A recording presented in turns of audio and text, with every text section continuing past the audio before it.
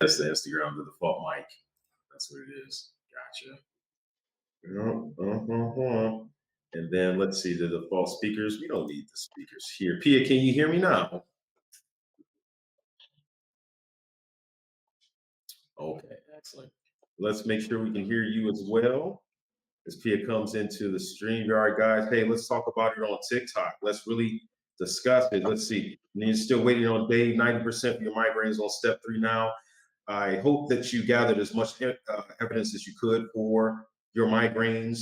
If you are denied, and hopefully you're not, reach out to my team and I so that we can make sure that we help you gather as much information as possible. I myself am rated 50% prostrating for my migraines. And I want to make sure that you don't downplay your symptoms because we spoke to a brother the other day, Pia, who really spoke about symptoms migraine wise. I think he's downplaying. He says they only come in a bit. And, for anyone who's ever had migraines in their life, I don't think there can ever be a bit of a migraine. When you're young, you guys kind of bulldoze and force your way through them. But when you get older, it's just not so easy to do. 20 years worth of migraines will eventually take its toll on you guys. So please reach out to us if you are still stuck with your migraine ratings. Hey Pia, you look awesome. I had to take off my funny ears. Can't take off your headphones, huh? Yeah, I had to. Let's make sure we're turned up as loud as possible. Can you hear Um, me okay? yeah, definitely can. And guys, make sure Okay. let us know if you can hear Pia okay on TikTok as well. Let's see. Let's continue on through TikTok too. For almost took a year. Does it change the future and how it works? So what we're talking about tonight, guys, and we want you to be able to stick around and ask as many questions as possible. But we are going to get into a specific topic tonight. Oh, Cassie's out here. Oh, I love it. Good to see you again, Cassie, sister.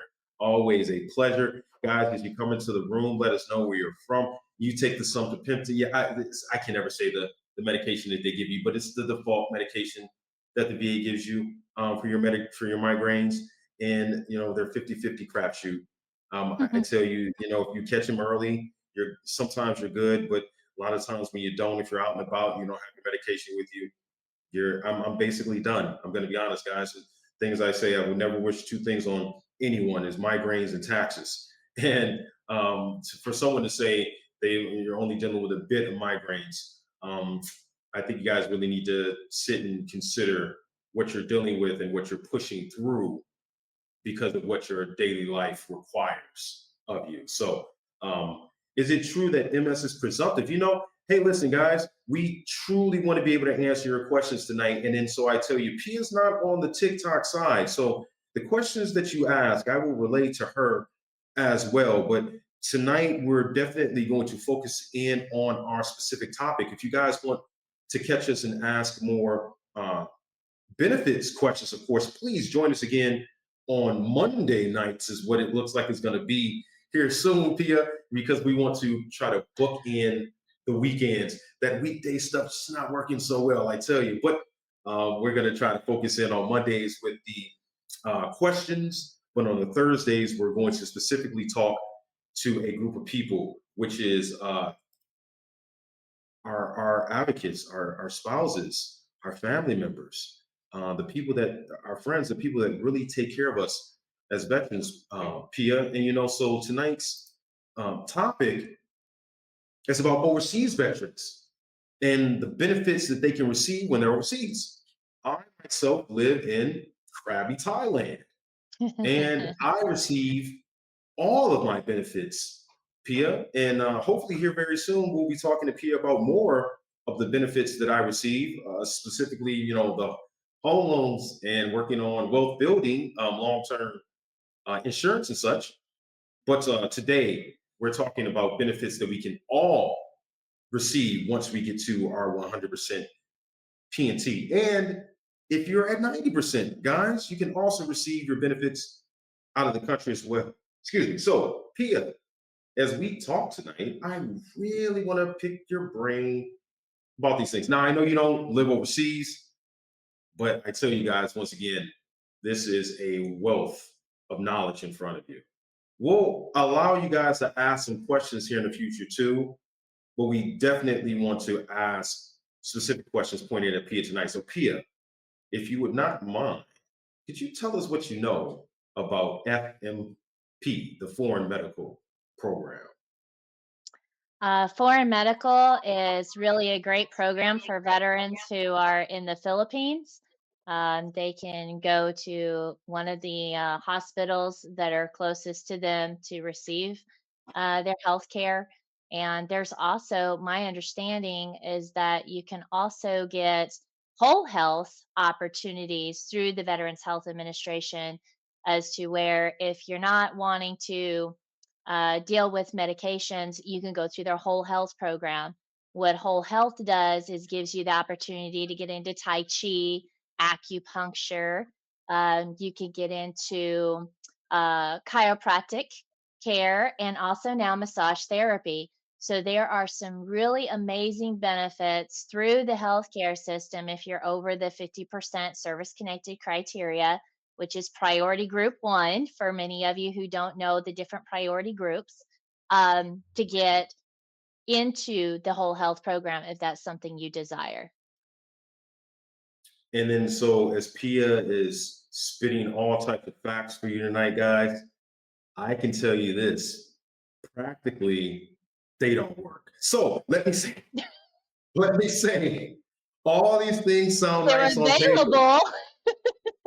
They are available. I promise you this. But anytime you deal with the VA, and you guys know the VA well, things usually sound better than they actually are. Now, let me say this: as someone who lives overseas, as someone that is 100% PNT, I have learned that the easiest way to go about these things is to plan ahead. Mhm. Is to have these funds saved so that when things happen, crises come about, I have the funds available to go to doctors here. And I say that because, especially here in Thailand, but overseas a lot, the medical over here is on par, if not better, than the medical in the US. It's a lot of times the customer service is better and on par or better than it is in the US. So there's only one VA hospital in all of Asia, and it is in Manila. But good luck getting in there if you want to go see anybody. If you don't have an appointment, if you're not listed there, if you move overseas and you don't move your VA listing to there, they won't even let you in the door. They have armed guards at the door waiting on everyone and anyone. So I say these things to say they sound good, but make sure you're prepared if you're planning on going overseas. Maybe take a trip over and see what it truly is like before you get over here first, guys. But with those things being said, Pia, the FMP is a great program, but oh boy, if it works, good luck. Now, there's lots of documentations you got to turn in for it. Have you ever helped anyone with their FMP paperwork, Pia? So not for foreign medical, no. It's Okay. always been stateside. So that's a good thing. But I know they're supposed to use a standard 1010 EZ form. Are they still using that? They do. And then, so guys, Okay. when you first move overseas, there's a specific form that you must fill out to let the VA know that you're transferring, for one, that you're going to be utilizing maybe the Manila VA or the Guam VA if you're in Guam, I guess. But those are the only two in the entire region. And then from that point, you can also let them know that you'll be putting in any type of paperwork through the FMP, through the Foreign Medical Program, and that does take that form specifically to use and to upload. And you need to also include any receipts that you may have you've gotten from the doctors. But there's a lot more that needs to be uploaded as well. So just be certain you know what you're getting into, guys, when you come over here, because it's not as easy as it seems sometimes. So, P, if I can also ask you, let's see, do you know what you just told me that how does the VA handle claims for veterans living overseas? Is there any difference in that? Does the VA handle claims differently when you're living overseas? To the best of my recollection, I don't know how they handle claims overseas. It's supposed to be whoever the jurisdictional VA regional office is nearest to wherever that veteran resides at. Now, it's an important note to add to this about address changes. if you are going to go from stateside to foreign side, you need to update your address in the VA benefits portal. You do not want to lapse that because they are familiar with whatever is on file for record. And the same thing with changing direct deposit. Always make sure that you're doing both at the same time because the Veterans Benefits Administration does not talk to the Veterans Health Administration. They are two separate entities. And that is really something that a lot of us veterans don't know. We just assume that VA is VA, right? I used to think the same way. I used to think Department of Veterans Affairs is all together, the benefits, the health, all of it, education, and so forth. But I was mistaken until I learned about the different departments of the VA. So make sure that you do your due diligence and make sure to change your addresses and direct deposit. Same thing with dependent changes. Make sure you're always updating your dependent status because life happens, create new life, lose lives, and that is just something they don't know, and it will affect your compensation. Amen. And so, Pia, as you speak about it, let's kind of dig down into it a bit because this is exactly what you're helping me with and what you can continue to help other veterans with when it comes to living overseas and making sure that your family is taken care of. Guys, listen, we are here tonight talking to spouses, advocates, caregivers, family members of veterans who not only live overseas but live in the States as well. But specifically, when you live overseas, is a different type of daunting task. The paperwork that you must turn in and the things that you must do to make sure that your family is taken care of. You are a foreigner in a country who you are a guest of. And so when you're living overseas, you must remember that if there's any information that needs to get back to the US, how does it happen? You must put these things in place. And that's why Pia is here. This is exactly why we're speaking to Pia because we want to know what's next. Guys, once you get your 100% PNC, hey, Brother D and everyone that's coming into the room also on TikTok, thank you kindly. We know that you hear Pia, you can't see her lovely face, but she is here on all the rest of our social medias. And she is telling us tonight specifically about veterans and the benefits that you can get when you're living overseas and the different things that are in place for expats. Honestly, I know a lot of us don't think that we can receive our benefits while living overseas, but I am a walking advertisement for it. I receive every first my benefits check. And not only do I get my check, but then I also get benefits as well. So when we're living overseas, you must remember you've got other people to worry about.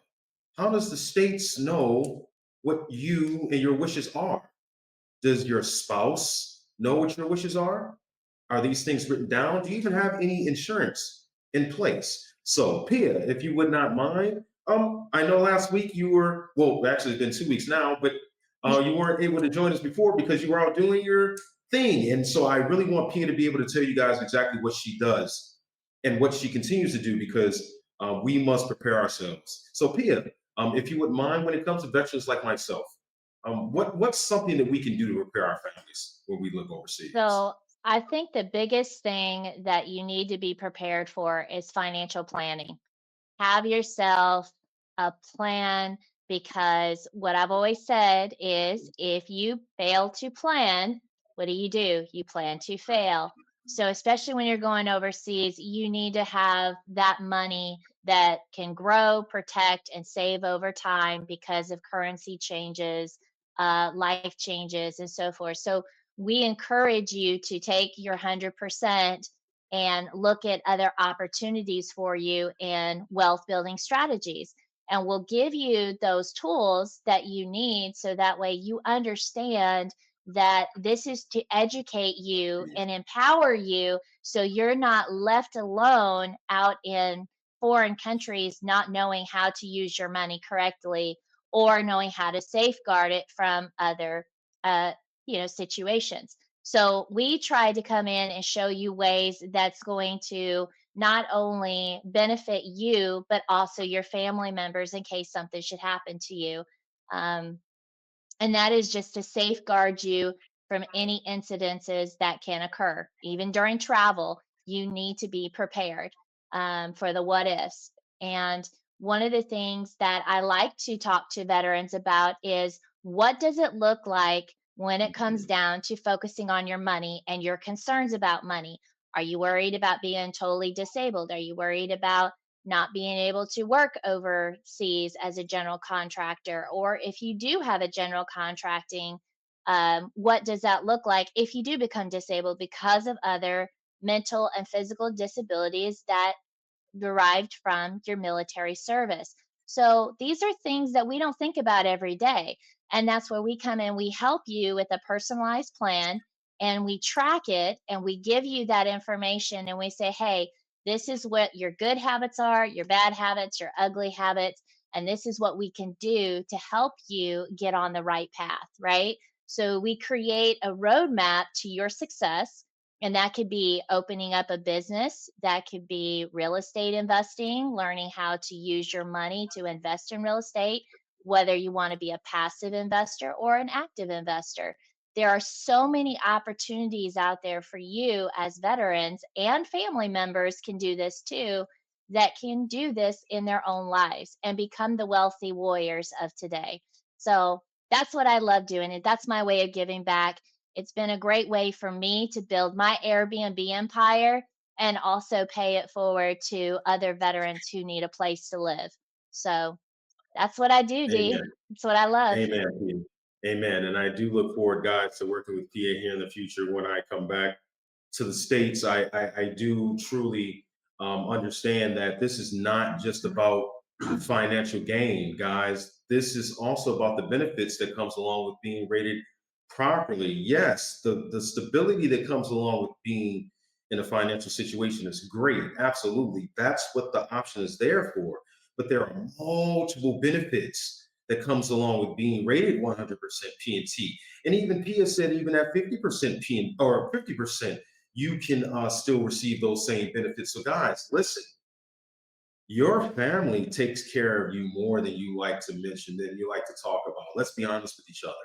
I have to be honest with myself. The little things that I overlook sometimes when it comes to the people around me, the things that they deal with, the impulsivity, the outbursts, the things that I work on, but I realize there's still a problem in my life. I'm 100% rated for a reason, Pia. When it comes down to it, I know that a lot of people in my environment deal with the fallout.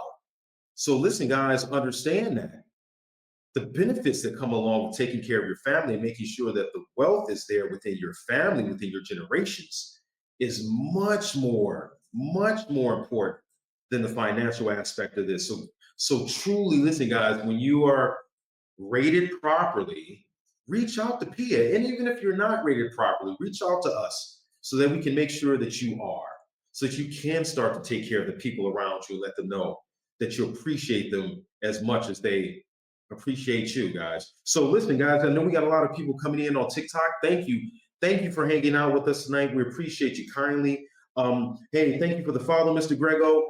We are here for you guys. This is exactly why we're here. Not only is this free, the wealth of knowledge that you're gaining from Pia, but I can tell you practically, these things work sometimes. Sometimes they don't. And as a veteran, you have to adapt and overcome. And what's the five P's, Pia? What I my brain. It's You the know, seven is it P's. seven? Seven? Are you ready? Are you guys ready for Please, this? It's going to blow your please. mind. Prior planning preparation prevents piss poor performance. Could Nobody you say it a wants little piss louder for the poor people in the back? performance. Say it one more time for the people in the Prior back. Prior planning, preparation prevents piss poor performance. Nobody So, wants to have guys, piss poor performance. None of us. none of us. Keeps you And then going. It so keeps you motivated and it determined. should at least. It should at least, guys. And then if you do need that external motivation, understand that no one wants that bad sit rep. No one wants to come back rated at a 1. Listen, guys, take the time to truly look at your situation and say, should I be rated higher? Where am I in my life? Who's taking care of me? Who's dealing with the burdens that come along with me? Listen, guys, if you think you're perfect, you're wrong. And so the point of being 100% is to be vulnerable and open and honest and tell the truth about these things. And then so when you go talk to the VA, you must tell them, hey, listen, this is what's going on. And we talk about these things in threes. When did it start? What are my issues and symptoms and severity and frequency? And how does it affect me today? But when you talk about the how does it affect me today, who else does it affect as well? We had a brother that was talking about his migraines in here earlier. Your migraines affect you in what way? I know that I have dry heaving spells. I have to go hide. I can't talk. I can't deal with anyone and deal with anything. I want to be away. But how does that affect your family? How does that affect your caregiver? How does it affect your job?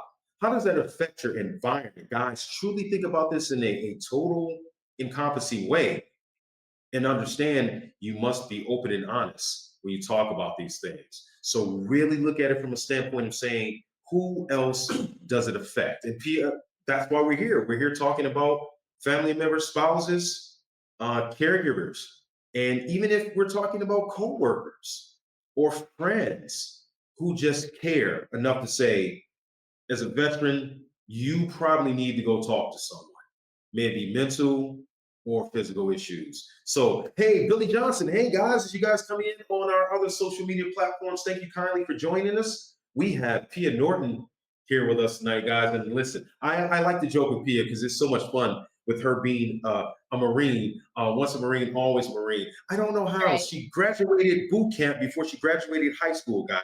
I tell you, these things are weird when it comes to Marines. But hey, Pia, we appreciate you being here with us tonight. I want to ask you some more questions, please. Of course, because that's why she's here, guys.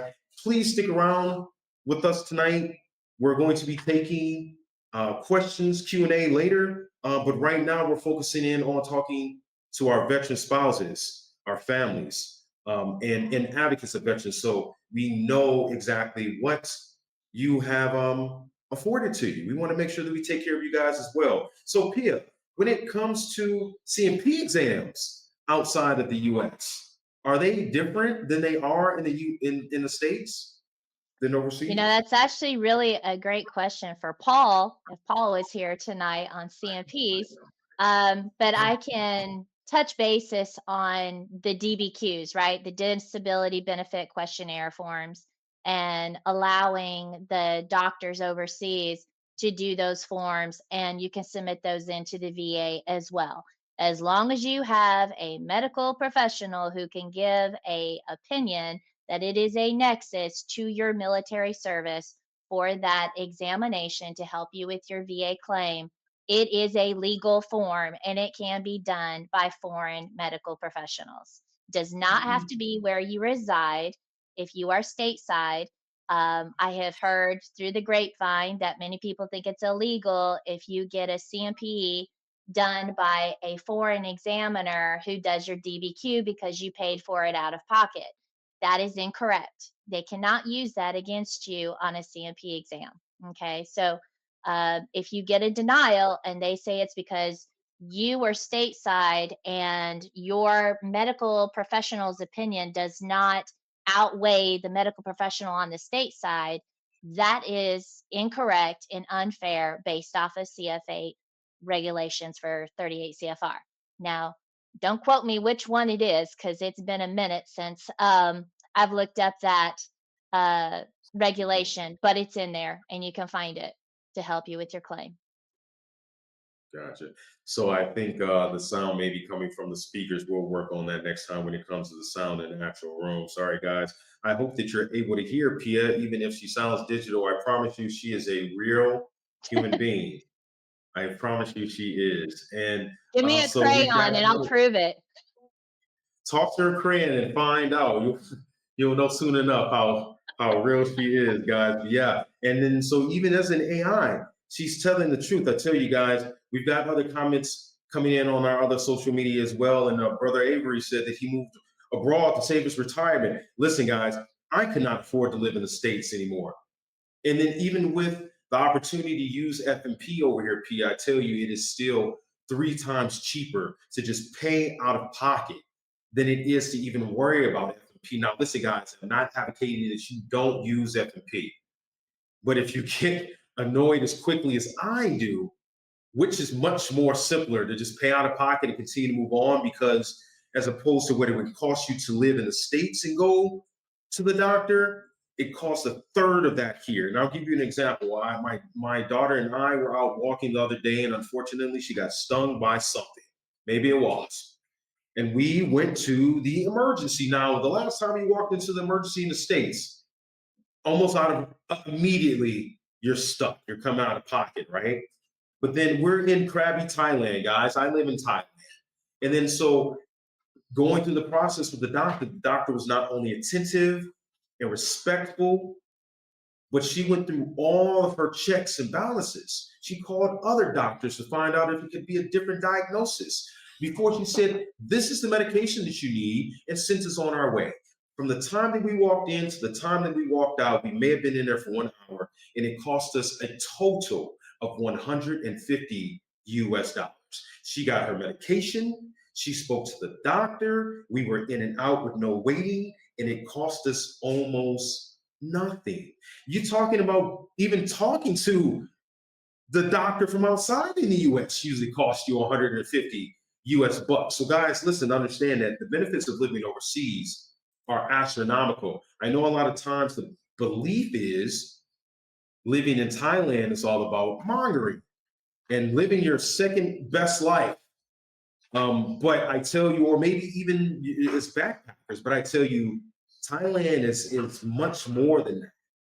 And then not just Thailand itself, but the Asias in general too. So if you've ever considered moving overseas, I promise you the cost of living is much cheaper than it is in the States, guys.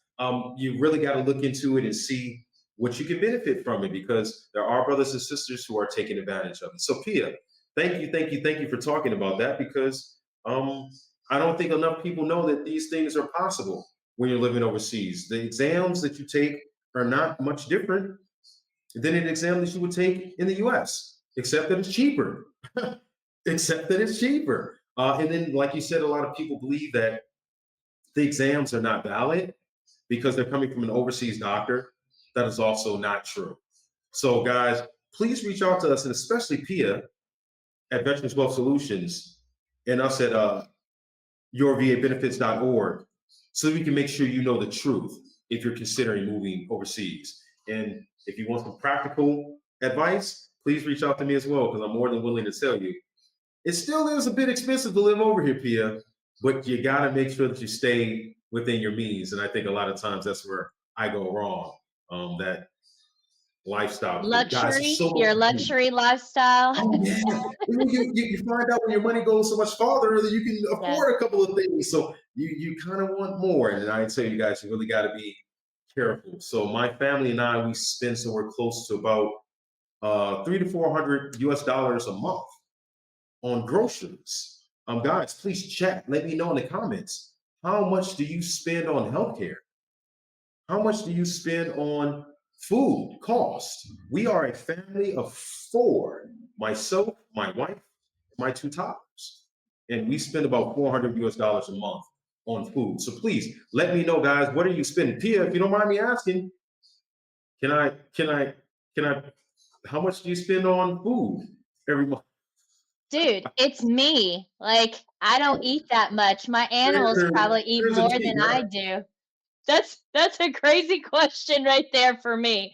I have nobody other No. than a service dog, another dog that's helping with that service dog, and then I have a cat. So I used to have 5 ducks, and again, they all eat better than I do because I basically am a, I do intermittent fasting, and I have found that to be beneficial for my service connected disabilities, and it took me digging down the rabbit hole to look into that. So I live below my means there, D. I hear you, Pia. I'm comfortably, what do they call it? Numb, but I, happy at the same time. one of my favorite albums, Yeah. Dark Side of the Moon. But I tell you guys, listen, um, I'm reading the comments here, and some things that our viewers are saying are very true, which is in California, somewhere close to 5K to 7K a month to live. And then, so even myself, with a family of four, my VA benefits are only just below 5K a month. And, that's right on the bottom level of California. Could never afford to live there. Even when I was living in the States, in Arizona, I was still finding myself working 40 hours just to survive. Now, of course, with the extra things that you guys pay for in the States, like insurance and such, those things kind of go out of the window for us over here. A lot of times we're not so concerned about insurance costs. My car that I rent cost me about 300 US a month. I rent it and I pay one time for the insurance, and that's it. And then so I've had the vehicle for a couple months now.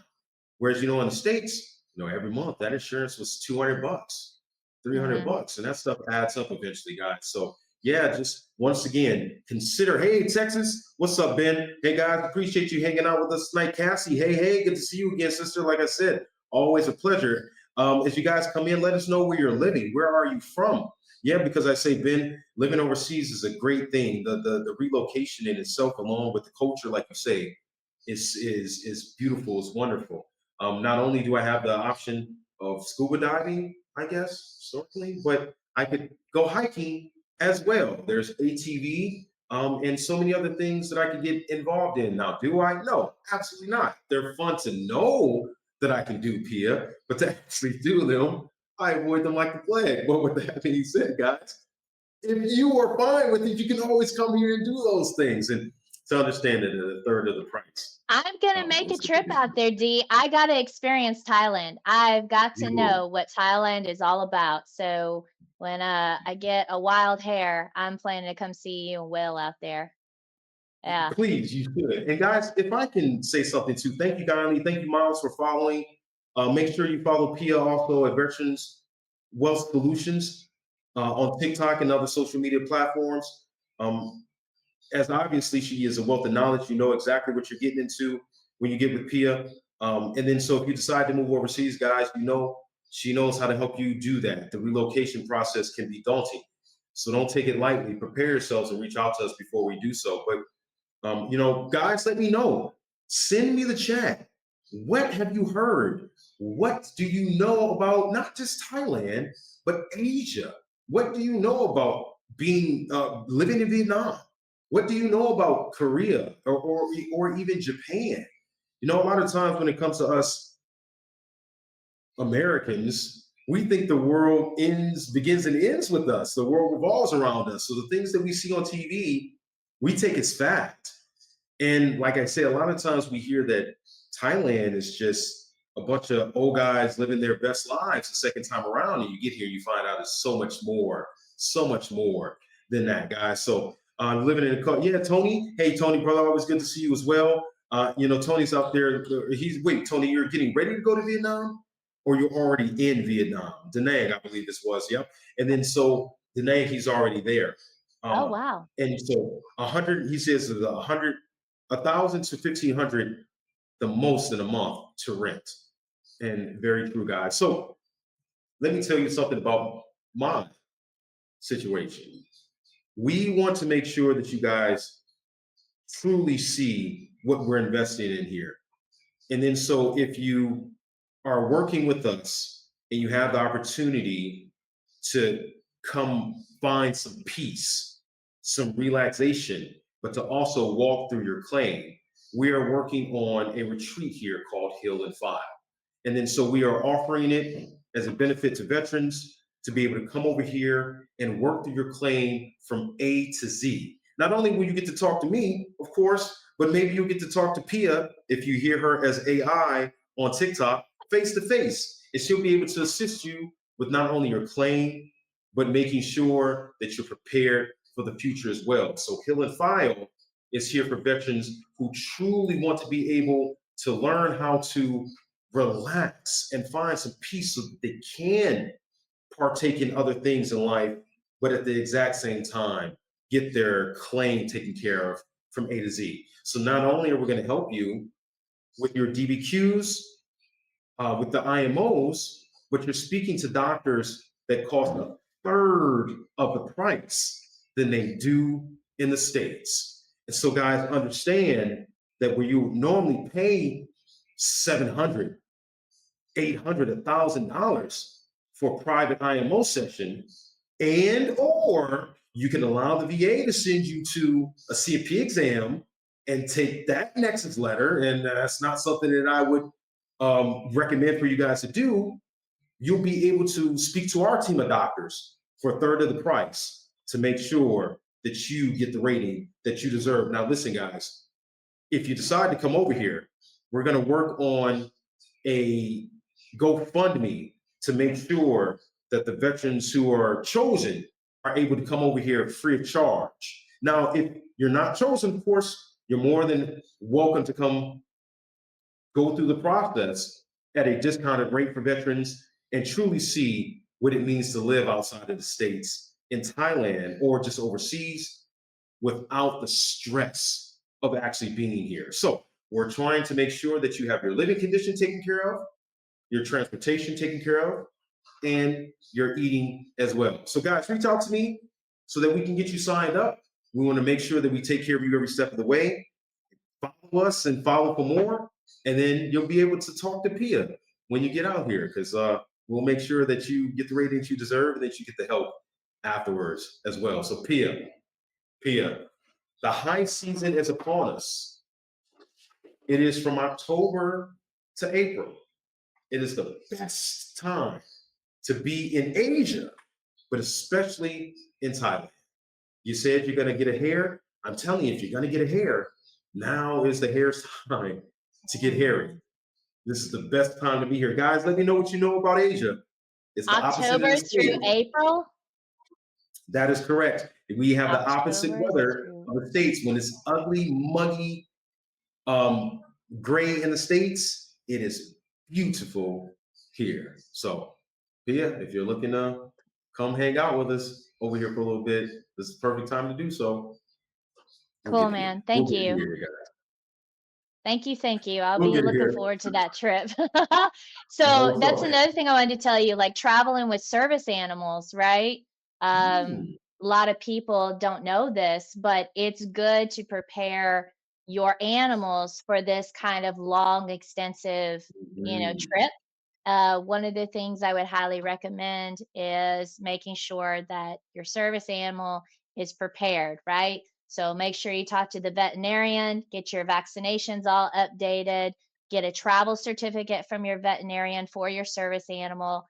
Make sure that you don't feed them within 24 hours of traveling. Now, I say this because you don't want your animal to get sick on the plane and you don't want them potty on the plane. And so I would highly recommend and I suggest that you don't feed them for within 24 hours and they'll be fine. They're not going to starve to death through that whole period of the flight. But something I learned by just flying to Costa Rica and stuff, you always want to be prepared before you fly with your service animals so the airlines will know what to expect when you arrive there.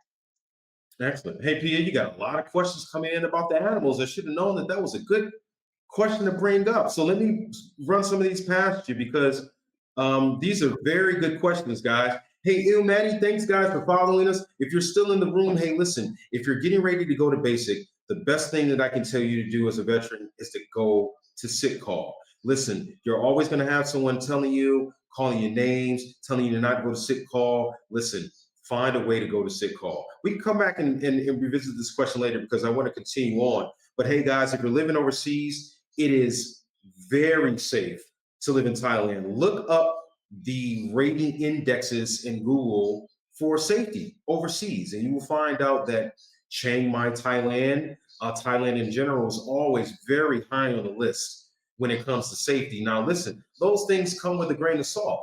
Right now, they're going through a lot of turmoil and turnover in Thailand because they just replaced their PM. So nothing is ever safe or completely safe. But just know that this is one of the safest places to live in the world. as a matter of fact. And even still, I still have cameras up everywhere, Pia, along with bars on the windows. I still have I cameras. believe that But in you. I believe that. it does not get any better than having cameras up on every corner of the house. And then so let's listen. Let's see what else Ben is saying. So Ben says, can anyone explain or answer if they allow American bullies in Asia? I mean, I'm not sure if they allow them in Asia. I don't see why they wouldn't.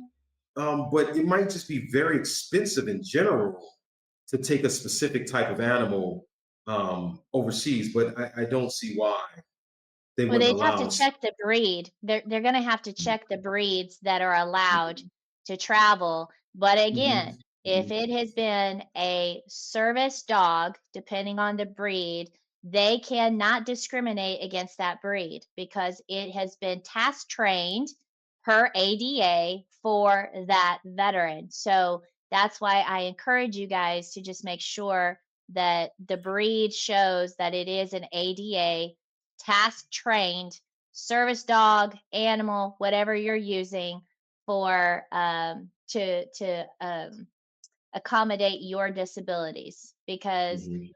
we are considered handicapped in the airlines, and they cannot say one way or the other what's the dog for, what's the service animal for.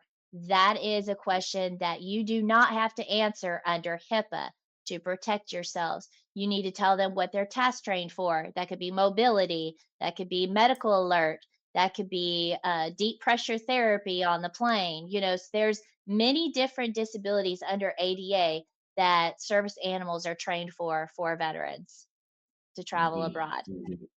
Excellent.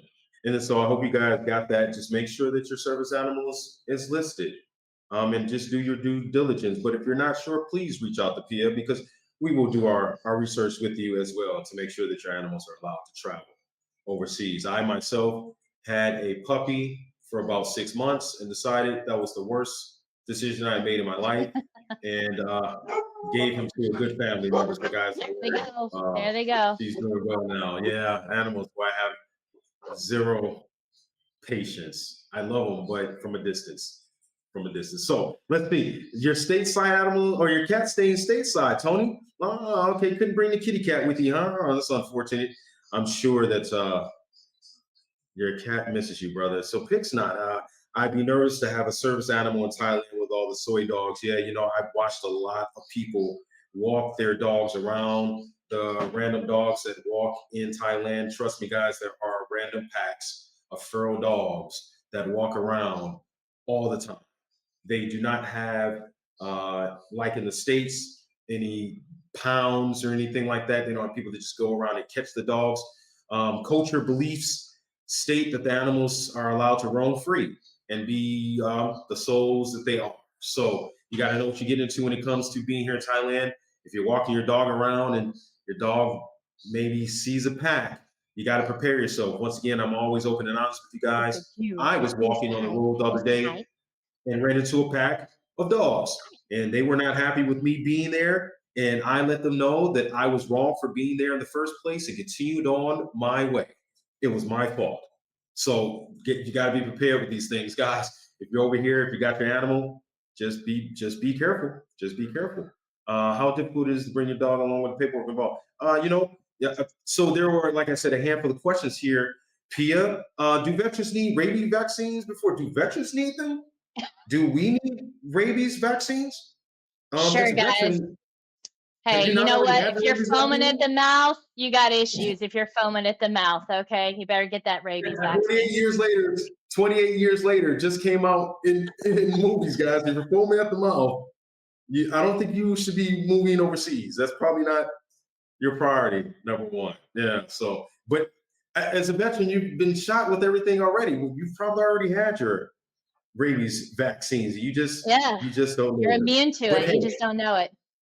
just go get your vaccines regardless, guys. Just be prepared before you go anywhere. I mean, before you deploy, especially Africa and the different other, they hit you with pills, those malaria pills, horse pills, like 50 cal bullets. They're like huge, but you have to swallow them. Go get your stuff before you move. Don't avoid that stuff unless you don't like vaccines. Then don't get the vaccines.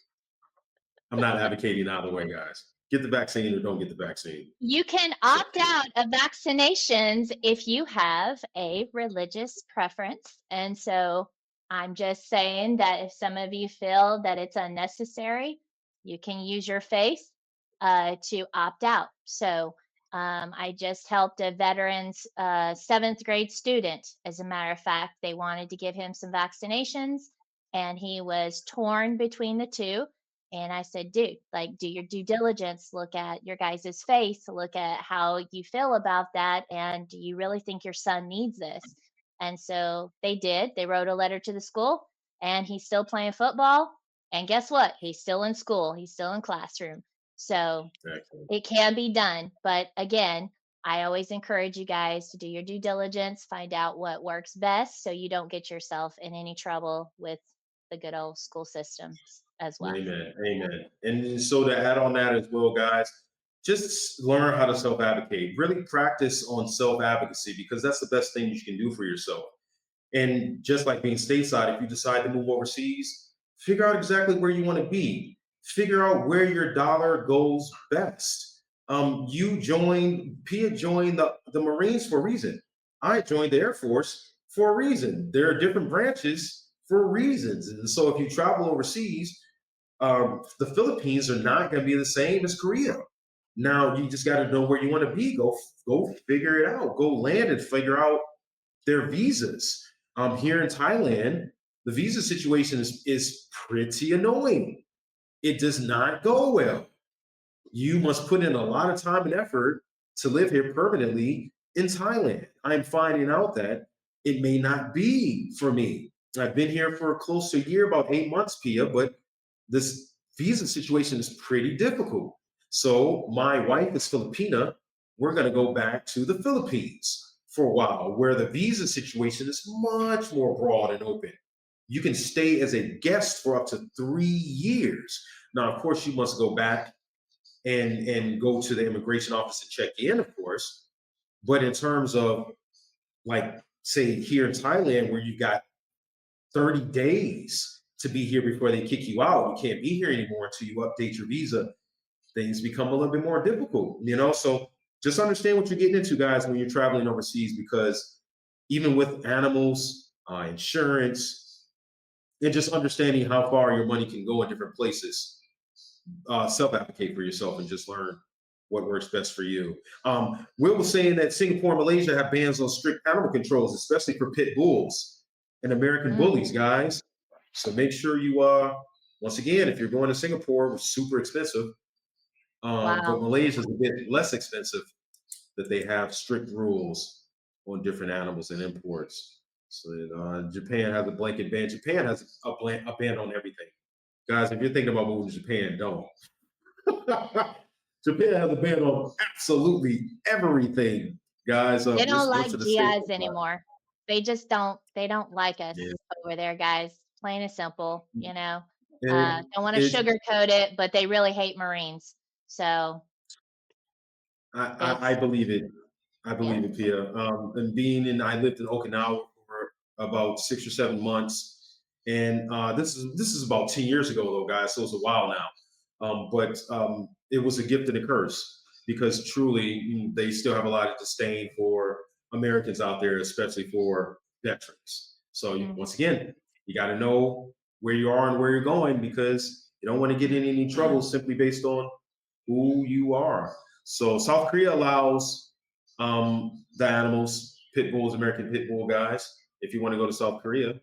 And South Korea has a lot of good opportunities as well. There's a lot of industry there, a lot of corporations there. And my favorite place in the world, the Philippines, Mabuhay, Philippines.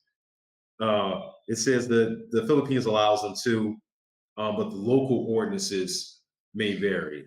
And yeah, you really got to understand what you're getting into in the Philippines as well, because the state might let you fly them in, but you may get into a local area and someone may not like it, and then you may have to pay up there as well. So just understand what you're getting into when you're dealing with local politics in countries as well. So let's see. Service animals are not recognized worldwide. ADA is an American law. Oh wow! So we got to be sure. We got to be positive when we travel with our animals that they are allowed. Let me get to these comments Oh, also, and that's I will read them easy. Yeah, good Pixon, yeah, I tell information. you, yeah, absolutely. Thank you, Will. Guys, one of the biggest issues that I have here is the visa. The visa situation is always a problem and always has been in Thailand. Their government is always within a flux. I won't go too deep on what happens here because they are very militant and certain things will get you in trouble. I'm going to be honest again. So make sure when you're traveling to these countries, you know what type of government you're dealing with. And then, so in talking about their government, they just replaced their recent PM, the prime minister, and the parliament is, for the most part, being dissolved, and they're rebuilding. So I tell you, when I came in February, they were giving everybody 90-day visas. Come hang out with us, no problems. Come chill out with us. And then a month later, they're like, no, get out. Everyone's got 30-day visas, and if you don't go re up, we're gonna kick you out. So you just gotta be prepared when you're over here, guys. I'm never gonna sugarcoat anything when you're getting ready to move overseas. So hey guys, thank you for following me. Make sure you follow Pia as well at Veterans Wealth Solutions on TikTok and other social media platforms. And you know, Pia, we're definitely going to get you to come hang out with us over here. But I want to ask you a couple more questions as well because we're almost up on that 1 hour point, and I do want you guys to come in and be able to ask me questions and get some of your concerns off your chest. So, what is your top 1 or 2 countries that a vet should retire in with VA retirement and disability? That is an excellent question, veteran experience. Thank you, brother, for following as well. Pia, I'll ask you out of the gate. Do you know if you were to have the option of living on Mars or living in Asia? If you could Which live is more anywhere, practical? Somebody give me a beam me up, Scotty, and I'll go straight I to have to ask Mars. these But questions, guys. hey, I have to ask the hard hitting questions when it comes to Pia. You gotta keep her on her toes. So, Pia, have you ever considered moving overseas? I actually wanted to move to Costa Rica. I was really considering staying in a nice little casita in Costa Rica and Guanacaste, and you can still do a lot of, American currency and so forth, and people are really nice over there. Um, I went to Rhythmia Life Advancement Center there, and they actually have treatment for PTSD for veterans by using plant medicine ayahuasca. So they get a lot of people coming over there that have had an amazing experience and recovery of PTSD for combat veterans and non combat veterans. And then also just the people in general are just so kind to you there. So yeah, my heart was a little bit stuck in Costa Rica. I didn't want to leave and come back to the States. But I am always looking at wanting to go to other countries. I've always wanted to go see Egypt. I've always wanted to see Mm, what it's like to live in Thailand or Vietnam. So, some of these countries that have already had American presence in it that has benefited their countries, they're going to be a lot nicer to veterans, right? yeah, Because we're yeah. helping support their economy. And that's the truth, guys. You really got to know the comment that was said here. Pig's not said, you got to, it depends on your lifestyle. It truly does depend on what you're looking for. Guys, you sit down and come up with the pros and cons, the things that you're looking for and the things that you're willing to tolerate when it comes to living overseas. And Pia's even talking about something better. It's not just about the Asias. It's also about the South Americas, the Central Americas, maybe even the Middle East or Europe, as a matter of fact. Dubai is a beautiful place, guys. Don't sleep on the Middle East. There's many places in the Middle East that you can be, and Africa as well. Now, Egypt in itself, I tell you, Pia, is a little bit it's a little bit overrun now. It's gotten to a point where it's not as pretty as it was in the beginning, but it's Mm. still nice nonetheless. But there are lots of places like Costa Rica, Panama, Mexico as well. If you don't want to go too far, but you still want to be out of the states and make your dollar stretch further, Mexico City is a great place as well. So one question was that give a top 1 or 2. So I don't want to just tell you about the Asias, even though the Asias are where I've been, simply because I worked between Iraq, Afghanistan, and Kuwait for 7 years. So when I traveled on vacation, it was always in Asia. So when I advocate for them, it's simply because I know so much about them, and that's really what it comes down to. But in Asia, I would say one of the best places you can be is the Philippines. And I say the Philippines because their visa is so easy.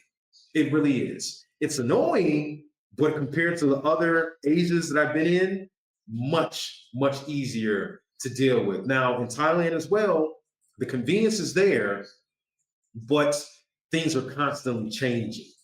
1 month is 30 days, the next month is 90 days. But now in the Philippines, though, when you go deal with the visa immigration, it might take you 3 or 4 hours. You got to be ready to sit around and hurry up and wait. But when you're in other places, you can get it done 20 minutes, 30 minutes, and you're in and out. It's very easy. So once again, just know what you're getting into. So if I had to say anywhere in Asia, I would absolutely say the Philippines. But if I had to say in the States, in the beginning, I would have said Panama. But Panama has become very commercial now as well. So I would say maybe look into Mexico. My biggest things, Pia, is always medical. I want to know where the medical is and how well does the medical do. And I also want to know how quickly I can leave that country. So I want to know their transportation. How big is your airport? How well does your airport function? How quickly can I escape this place if I absolutely need to pack a bag and be out of this be in 30 Bug minutes out. or less, Pia? So yeah. So you got to really consider these things as you travel, guys. So Colombia, DR, and the Philippines top for visas. Absolutely. I have not been to the DR yet, Pia. Have you been to the DR? No, I Have you? haven't. I would like to go there too, I think. Check that out. I'll I put it tell on you, my the DR. bucket list. You I'll should. put it on You my should, bucket guys. list. And then, so Pia, what do you enjoy? Is it scuba diving? Do you like skiing, sailing? What's your hobbies? So, now that I'm part of this big organization out here in Wilmington, North Carolina called Veterans Business Collective, they have Freedom Sailing.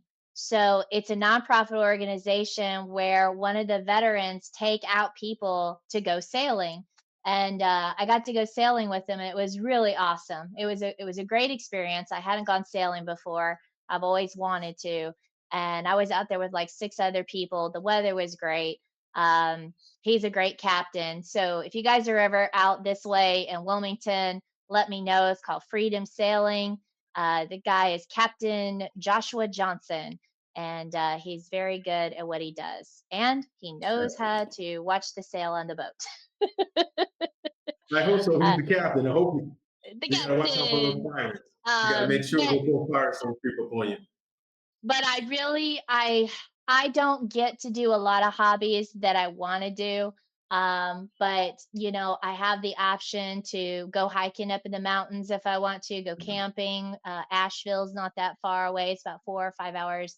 Um, and then we have the beaches, of course, so being able to take a service dog out on the beach, going for a Mhm, walk, good for your mhm. mental health, decompress from all of the networking and people. Yeah, that's kind of my escape, not really a hobby, but I hear you. it helps, right? So I we don't, do what we as a got to do. 100%, as a 100% veteran Pia, I wouldn't know if you would know how to have a hobby, to be honest. I don't think we know Yeah. how to have hobbies, guys. It's just a billion things going on all at once. Everything is our hobby, if you ask me. So when it comes to these things, just be prepared and know what you're getting into when you get over here. So we actually had another question. Says, would you be able to make disability claims in the Philippines? And then, so guys, if you're just joining us, thank you. And welcome. We're speaking to Pia Norton tonight. We're also talking about the different benefits that you can obtain when you're overseas, not only as a veteran, but as a spouse or an advocate, a family member of a veteran, and all the different benefits and opportunities that are afforded to you when you are rated 100% PNT, and not just 100%, but actually starting at 50%, something that I learned today with Pia. So, yes, you can absolutely file your disability claim while in the Philippines. And something that we are currently working on here in Thailand is making sure that veterans can travel here and work through their claim from A to Z with Hill and File. So that when you get here, you know exactly where you need to be, you know exactly what documentation needs to be taken care of. We file, we help you assist, we assist you, and then you can go find peace because you know that your claim is in good hands. So, guys, please reach out to us if you're looking to travel overseas between the Philippines, Thailand, wherever. We are here to make sure that TikTok is getting ready to kick me off. We are here to make sure that you are taken care of every step of the way from A to Z. And that's exactly why we're also talking to Pia. One second here, Pia. This little puzzle thing always befuddles me. Okay, I gotta All take care of all that. good, D. TikTok. Hey, we've got Take that we've burn. got a question that I want to Oh, go ahead and address from Carl Harrell. He says, "Are disability payments affected by exchange rates?" That's a really great question. So to be honest with you, if you're receiving your direct deposit through the VA, I imagine that it's not going to really affect the exchange rate because it's all coming to you through direct deposit. But I would definitely do your due diligence and find out whatever country you're going to, if that's going to affect you, or take some cash with you while you're getting your regular disability payment paid. Hey, Pia, can I tell you one of the beauties of getting paid while living overseas as a compensated or retired veteran? Guys, listen, the rate exchange is beautiful. I don't want to cry while I talk about this because when I get paid, when we live in the Philippines, especially in the Philippines, whenever our rate goes up, their rate goes down. So what happens is when our dollar is stronger, their peso gets weaker, and then that means the things that we buy that may normally cost $1 now cost 95 cents or 85 cents or whatever the exchange rate may be. It is a beautiful thing when you travel overseas and you find out your dollar stretches out to $1.15 or $1.30 or whatever it may be. So when I get paid, honestly, like I said, I'm just below 5,000. Hopefully at the end of the year when we get our little bump, I'll finally get over it. But then when I go buy food, it's not just me buying $100 worth of food at the grocery, it's somewhere closer to $130 of food, $140 worth of food that we're buying at the grocery. So that inflation, that money that you lose when you're in the States, when your dollar is just $1 or your dollar might be $1, might be 85 cent really that you're only paying with. It's the exact opposite here on overseas. So the exchange rate does change every day, Pitts. Not that is true. Every day you wake up, the exchange rate changes, but normally it's somewhere within a hovering rate of, say, in the Philippines, of between 50 to 55 pesos. Sometimes it gets a little higher. And then here in Thailand, it's somewhere usually close to 30 to 33, 34 baht. So I like to think of it in math. For every $1, you get about 5 pesos. And for every $1, you get about 3 baht.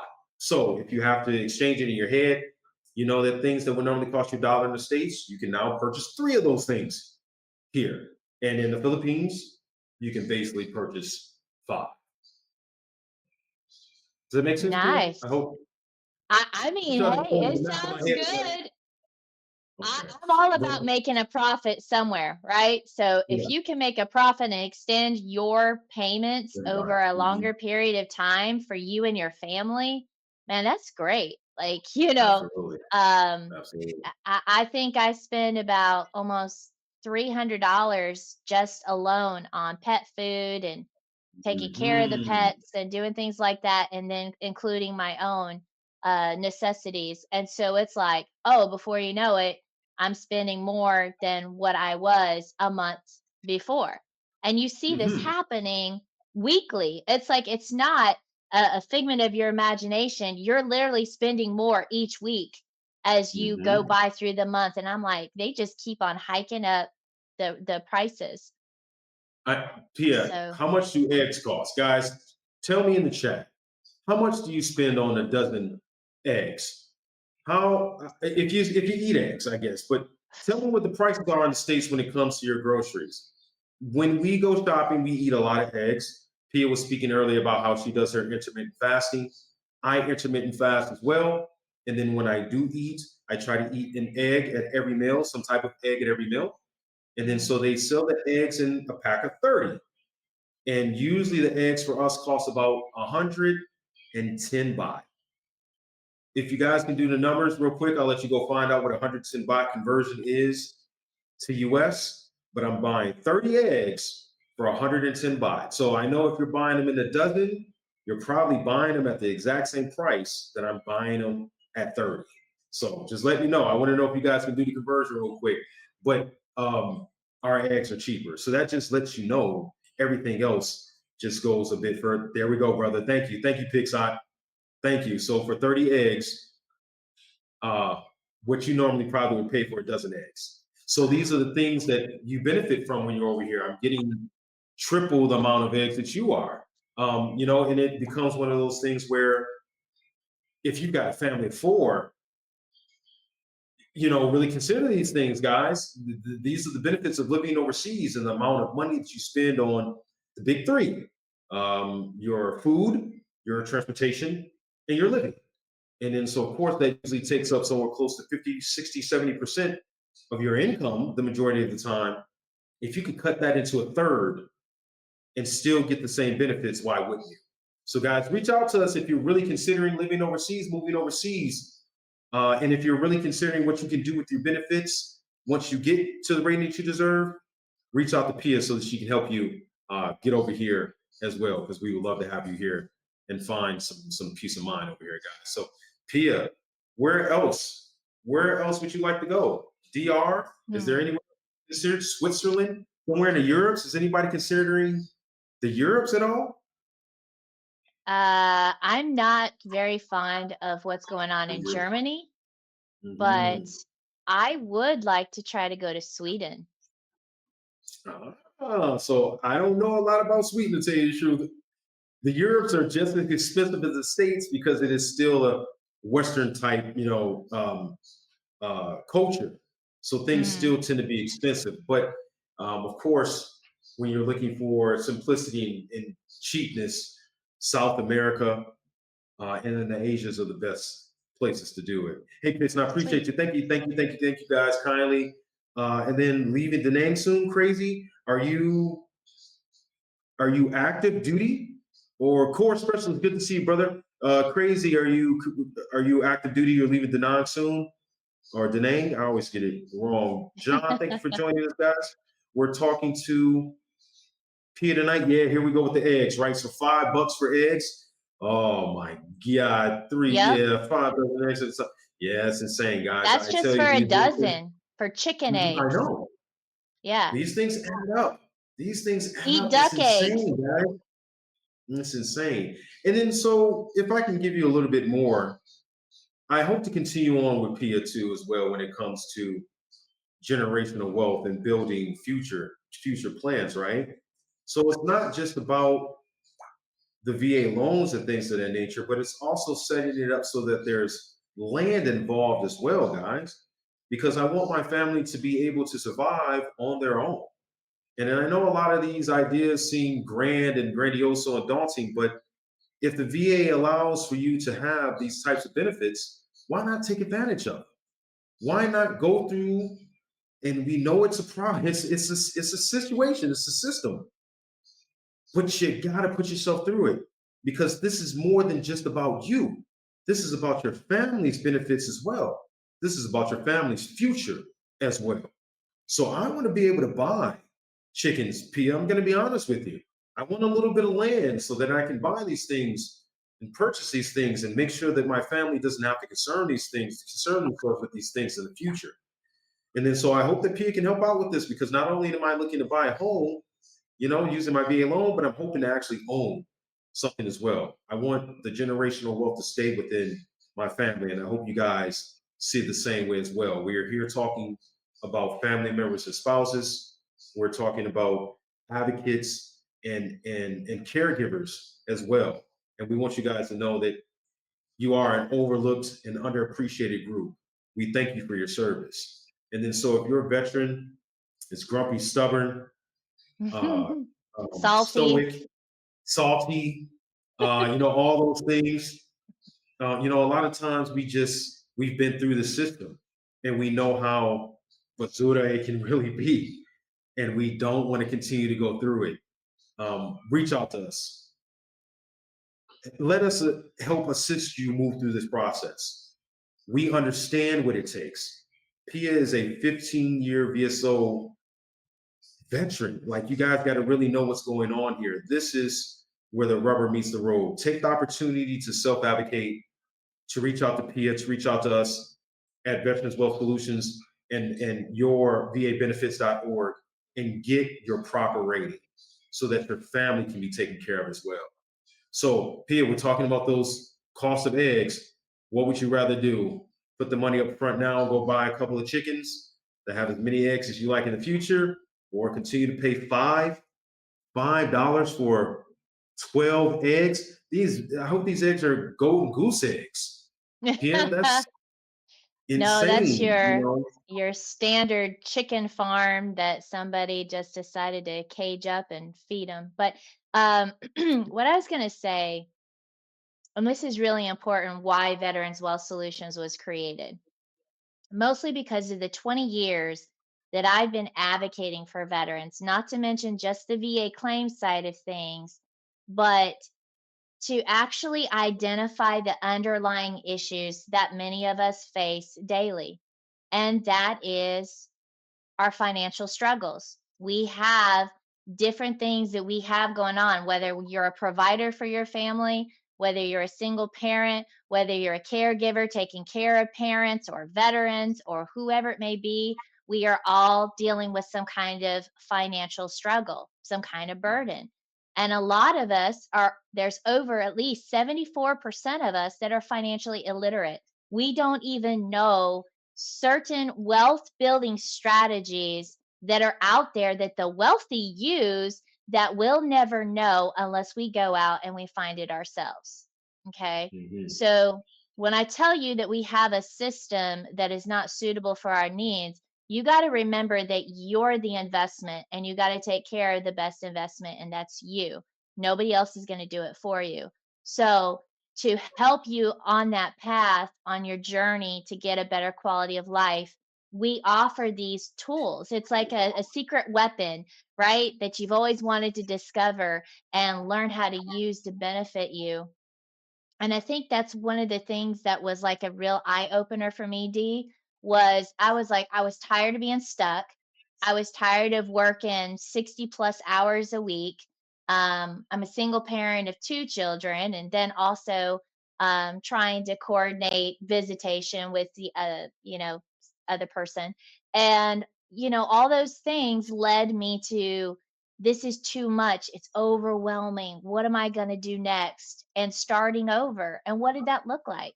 You know, and I've gone through hell, and I don't want to see a lot of other veterans have to go through anything that I ever went through, because it's not Amen. fair and you deserve better than that. So, you know, the reason I'm telling you all this is because you have the power to change your lives for the better. You just have to be the reason to want to change your mindset to get you out of this stuck system and really go out there and work for it and get it and provide it to the rest of your family. So you're never stuck in that, what do I do next? Right. And we can get you into these different opportunities to show you what you need to know to get you into a better quality of life. I am living comfortably, y'all. I'm happy where I'm at. And if I would have known this 10 years ago, could have been a lot further along than I am now. But hey, we're all on a learning curve through this. And so even if you go through Veterans Benefits International, you get your 100%, you get permanent total, you get housebound, you get aid and attendance. It's still not enough for you to live off of. and you need to learn how to protect, grow it, save it, and distribute it where you have extra streams of income coming in case anything should ever happen. So that is what we do on the Veterans Wealth Solution side. And we continue this journey together. We build the camaraderie back and we pay it forward to someone else. Because at the end of the day, that's what this is all about, is bringing back camaraderie, unity, discipline, our leadership skills, and making it work for everybody because we got to take care of our brothers and sisters. Amen. Amen. We have to be able to support each other, guys, because no one else will. I know a lot of times we want our family members to understand exactly what's going on in our lives. And guys, if you are a family member or spouse, a caregiver, and an advocate watching this live, we appreciate you. We truly do. But veterans, we do understand exactly how difficult it is to bring these things up and talk to our civilians in our lives. We got to be able to support each other. So listen, please reach out to us when it comes to your VA benefits. We don't want you going through the same exact journey. We want you to be able to get there a lot sooner so that you can enjoy these benefits when you're younger. Pia says, 10 years ago. That's a long time, guys, to have missed out on so many benefits. The same thing for me as well, Pia. I know we talk about it all the time, but I went from 2004 to 2011 not even knowing what the VA was. I had no idea. I would never wish that on anyone. So any veteran that's out there that is just going through the process, they're finding out that this is a daunting task and they don't know where to start, or they've already been through it and they just don't want to do it again. Trust me, I know the feeling. Pia knows the feeling. Please send them our way. Please share these lives with them so that they know that there's other people going through it. And now we've learned truly what it takes to get the ratings that you deserve. And we want to help make sure that you get there with a lot less drama than we've actually been through. So, guys, let's see. We got some more questions here, too. What he said, don't tell the others. Yeah. Yeah. So the healthcare access benefits in the other countries has been a huge benefit. Yeah. Thanks. Well, I tell you, especially when it comes to healthcare compared to the states, just cost alone. I would never go to the doctor in the states, even with the VA. Once I got into the VA, it already built up so much of a stigma about going to the doctor. The only time I would go to the doctor is when the VA was forcing me to go. So I understand, hey guys, it's expensive. Reach out to us because we have doctors on our team that can help assist you at a third of the price than what it would cost in the States. It should not cost $500, $600, $700 for these types of services, guys. And especially to get the service and find out that it's not everything you need. It's more than just the Nexus. It's more than just the words on paper. You also must prep for your CMP exam. You must know what's on that DBQ. Come talk to our team. Let's really sit down, work out a game plan, and walk you through this step by step so that you get the rating that you deserve without having to go through the hoops that Pia and I went through. We do not want to see you take the same steps, guys. So then, Anthony Hamilton, appreciate the questions, brother. Hey, Tissy, thank you. Hey, have a good day too. It is what, 9:20 here a.m. Pia, what time is it for you? 9:30, right? 9:20 p.m. No, it's 10:24 p.m. Yeah, we're Oh, getting we close need to to get your my bedtime. bedtime. We need to But make you sure know we get what? the I love hanging out with y'all because this is like my downtime to be able to mhm. answer some of those difficult questions, to sit here and spend time with you, D, and hear all these great things that you're doing for the veterans overseas, and even just your live streams are great, your social media is great.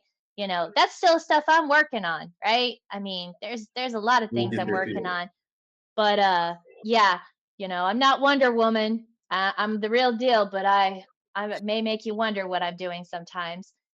Oh no, But we know exactly what you got going on with you.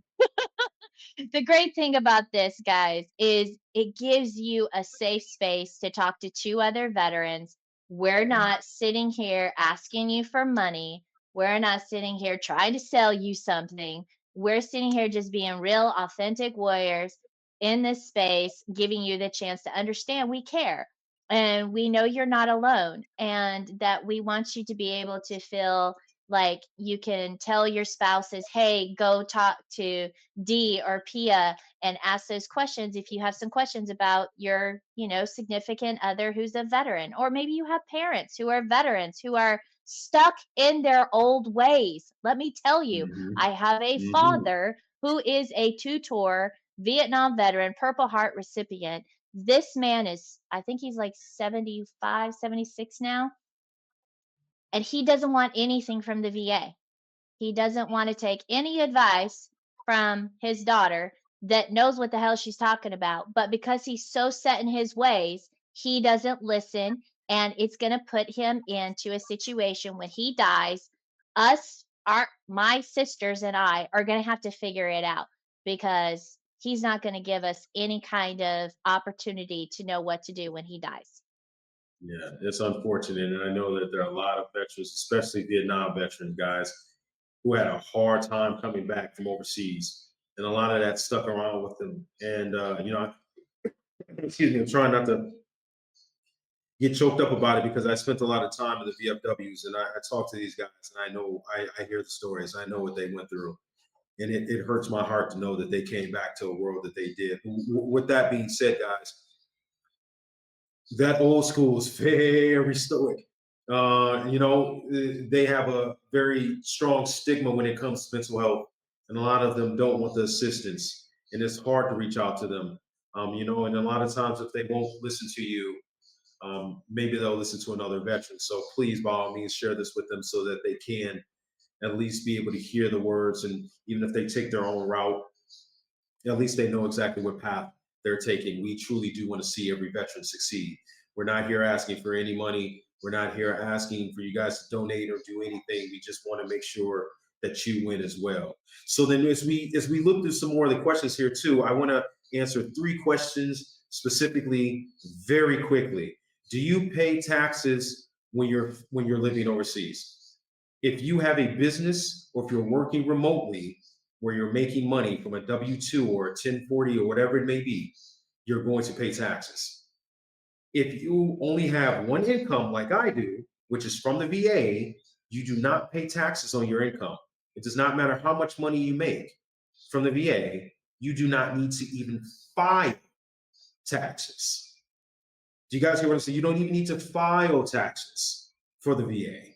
So if you're living overseas, there's a cap on, I believe it's like 114K. If you're living overseas for more than a year, if you make more than 114K, you must start paying all those taxes. But anything underneath that, you don't need to pay taxes, but you do need to file. So really quickly on that, no, you don't need to pay taxes if it's just your VA income. And then the other question was, does the VA still cover medical costs if you live overseas full time?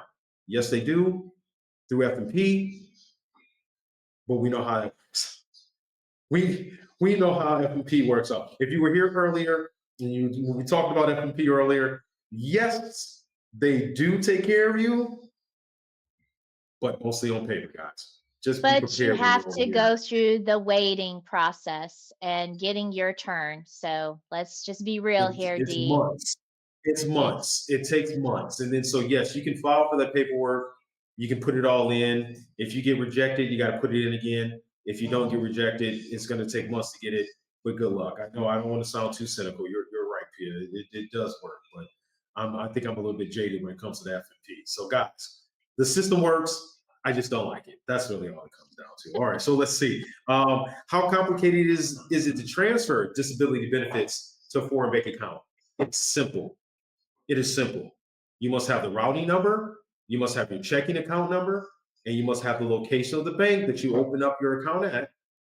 You log into va.gov and you can update that information through va.gov. You call the 1000 number.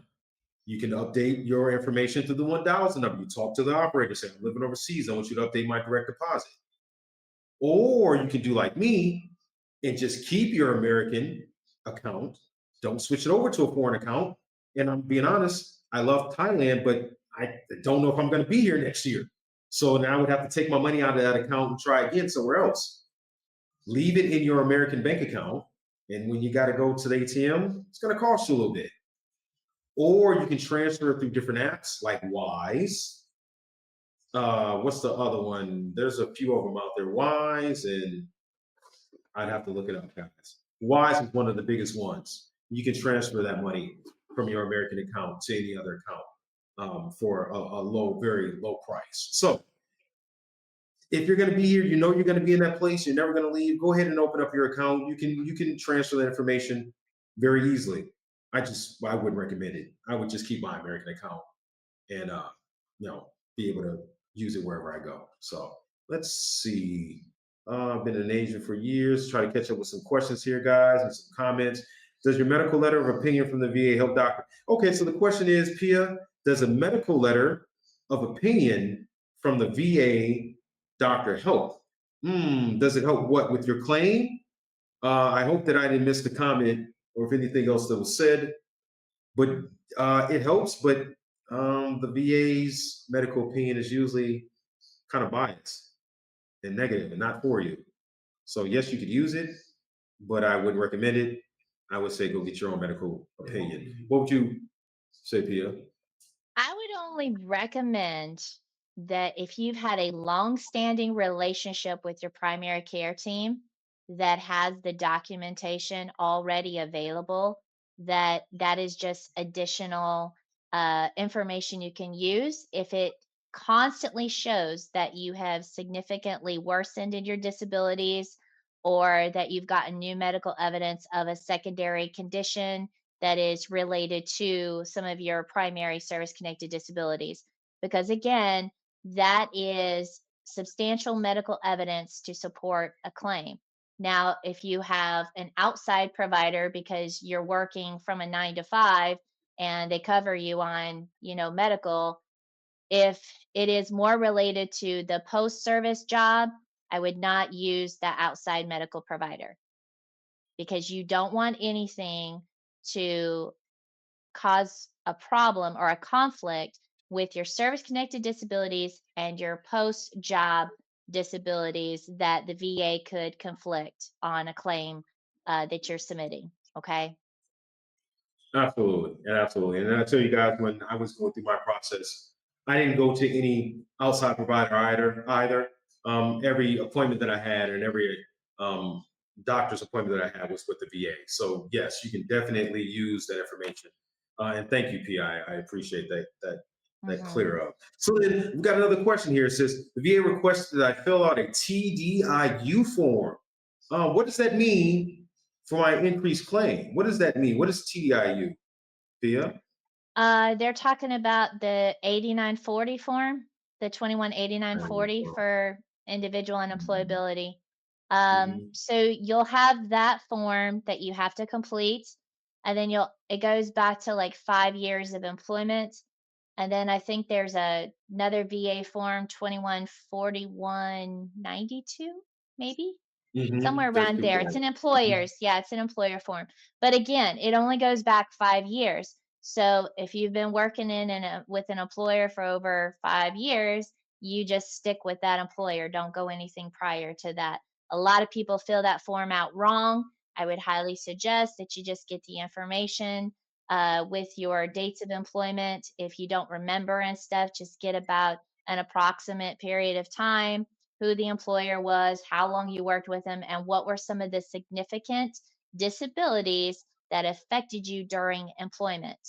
And so that mhm. way, that will show if you've missed a lot of days of work, if you were on a Family Medical Leave Act and FMLA. I used this when I was with Missouri Veterans Commission because I also have significant disabilities from my military service that affected my work performance. So FMLA protected me on that. Um, I would also suggest that you document any kind of workman's compensation issues and also I think it's like the state has a long-term disability. So if a long-term disability claim is in, make sure that it is related to military service, not anything related to the job itself. Mhm, mhm, mhm. So to continue on in that question, I'm stuck at 90%, but getting paid TDIU. can I get it switched to PNT once I get 100%?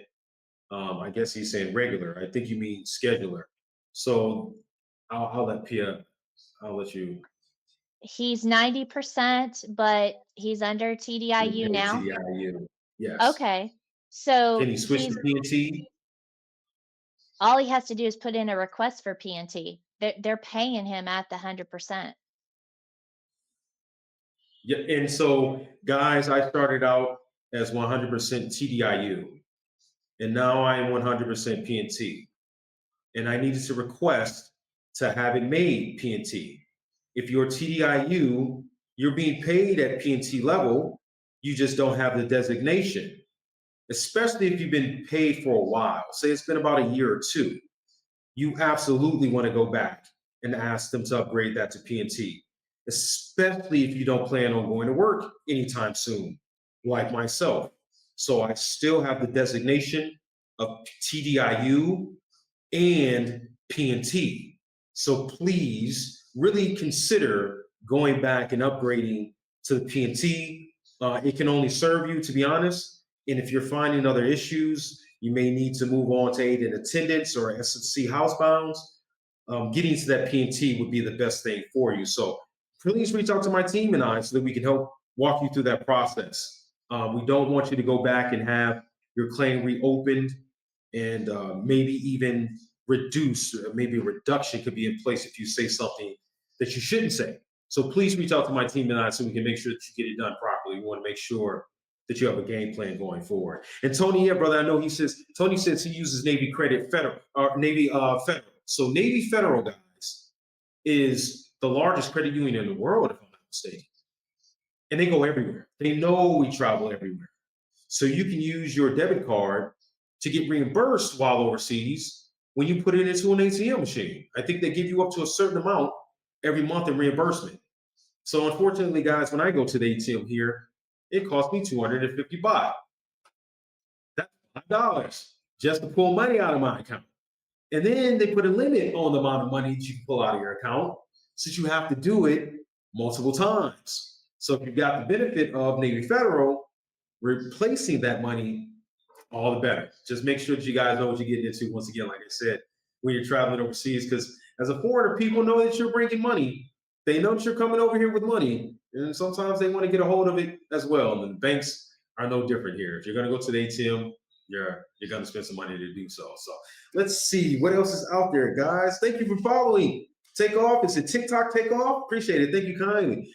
Better yet, leaves me know because the guys have turned in 300. So then, Wise is the best. Yeah, appreciate it, guys. If you're transferring money overseas, the application Wise is one of the best, if not the best, especially when it comes to the exchange rates. And then you can transfer it to any local bank that you have, and it's usually pretty cheap. So let's see. Let's see.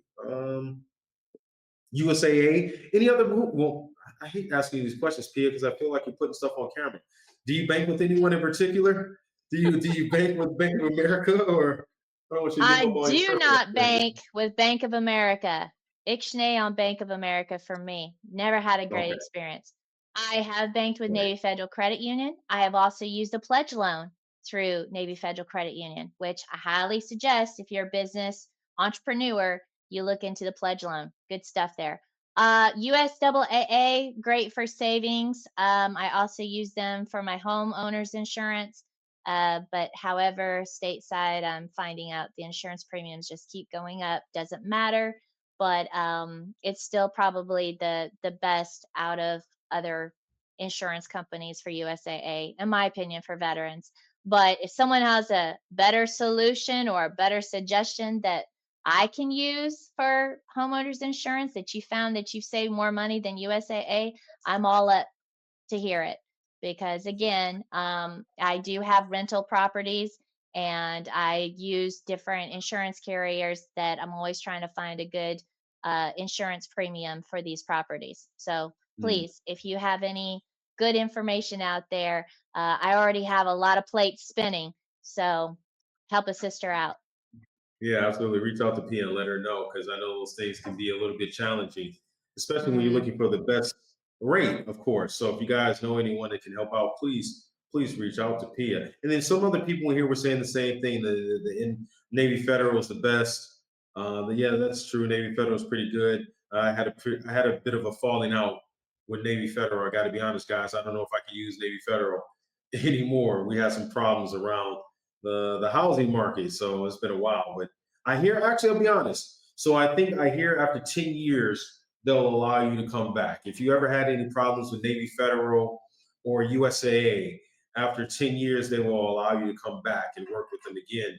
If you ever need to go back with them, but they are very good when it comes to insurance and other things um, that they offer for veterans in total for USAA and Navy Federal. So I personally use, let's see, I personally use, I can't remember it now.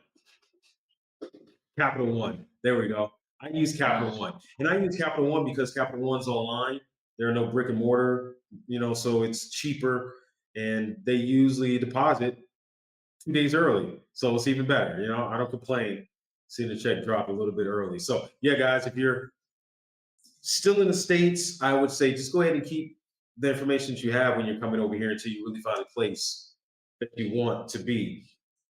And then, so let's see who else. I appreciate it, Darlene. Thank you for following, and make sure you follow P as well at Veterans Wealth Solutions. I tell you, I am really looking forward to working with Pia in the future. I think that we can accomplish a lot of good things. We do so well here, Pia. Don't see why we couldn't continue on this path. And so, guys, if you're like me and you're excited, you've got your 100%. Now you see that there are more benefits than just the financial aspect of this. There are so many other things that you can take advantage of, and you should. You absolutely should learn how to self advocate for yourself and make sure not only that you're taken care of, but your family is as well.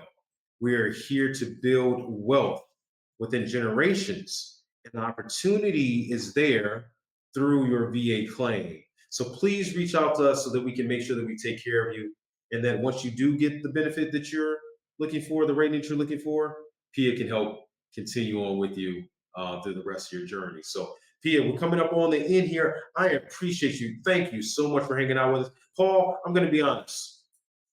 If you watch this later, Paul, Pia, we may not need you, Paul. I'm just going to be honest. Pia's got everything. Oh, we're Pia's gonna got need everything. Paul. You can't do that Oh, to Paul. I I worked hard to get Paul on the team. Remember, I was like, "Come on, Paul, You did. you can do it, You Paul." did.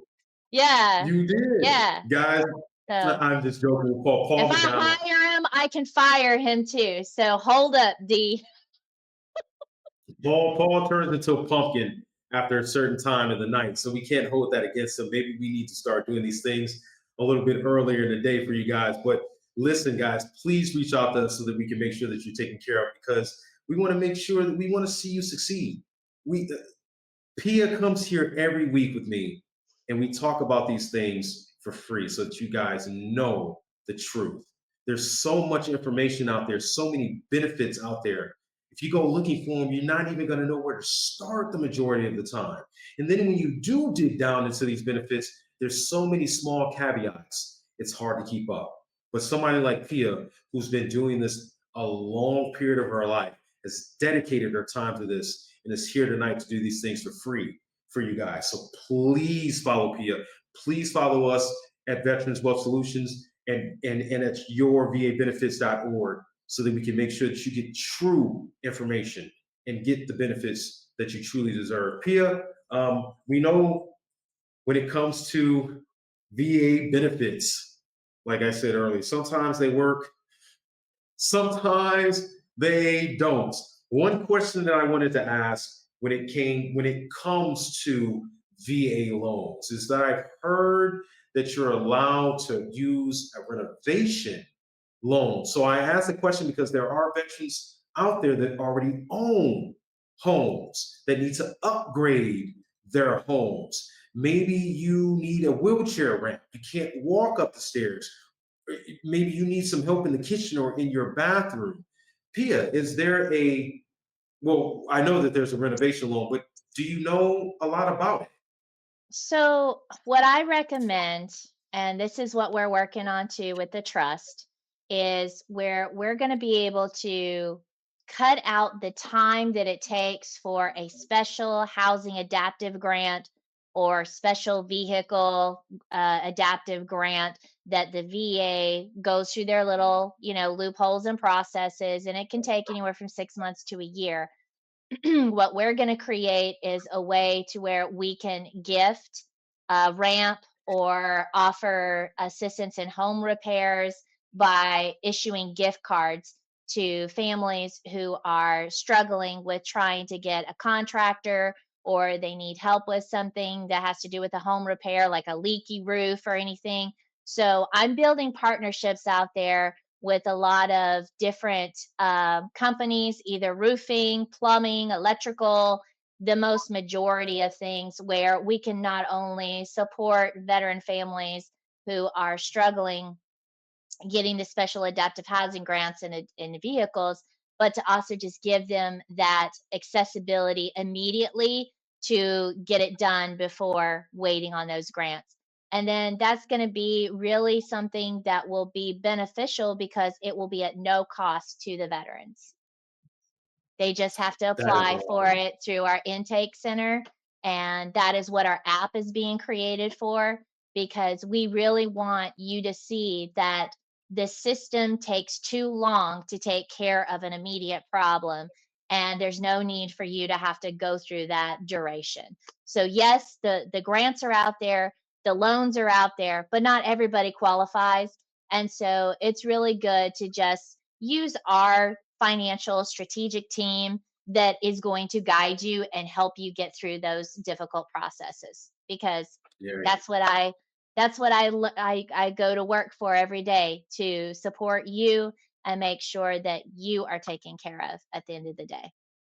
Yeah, you guys got to understand that there are a lot of moving parts when it comes to these benefits. And if you think that it's going to be simple, it's not. And Pia wants to make sure that you get the benefits that you truly deserve. You actually get it properly and get it right the first time. So please reach out to her and her team so that we can make sure that that takes care of, or you get that taken care of, because we don't want to see you fail out of the gate. And then, so let's see, we got some pop-ups here. We got some comments here on the other parts of social media. We want to make sure that everyone gets their comments in. I know we were asking about a few different things in terms of SSDI and SSI as well, Social Security Disability Insurance, compared to SSI.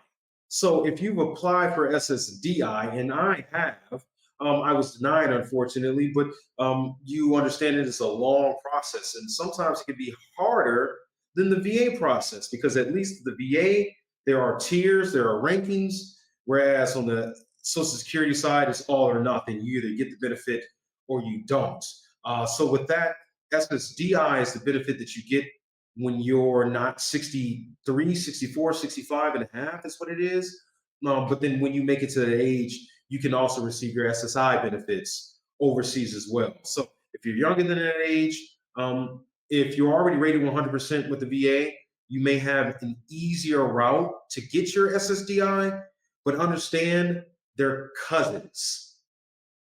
They understand each other exists, but they don't need to take any information and apply it to the other.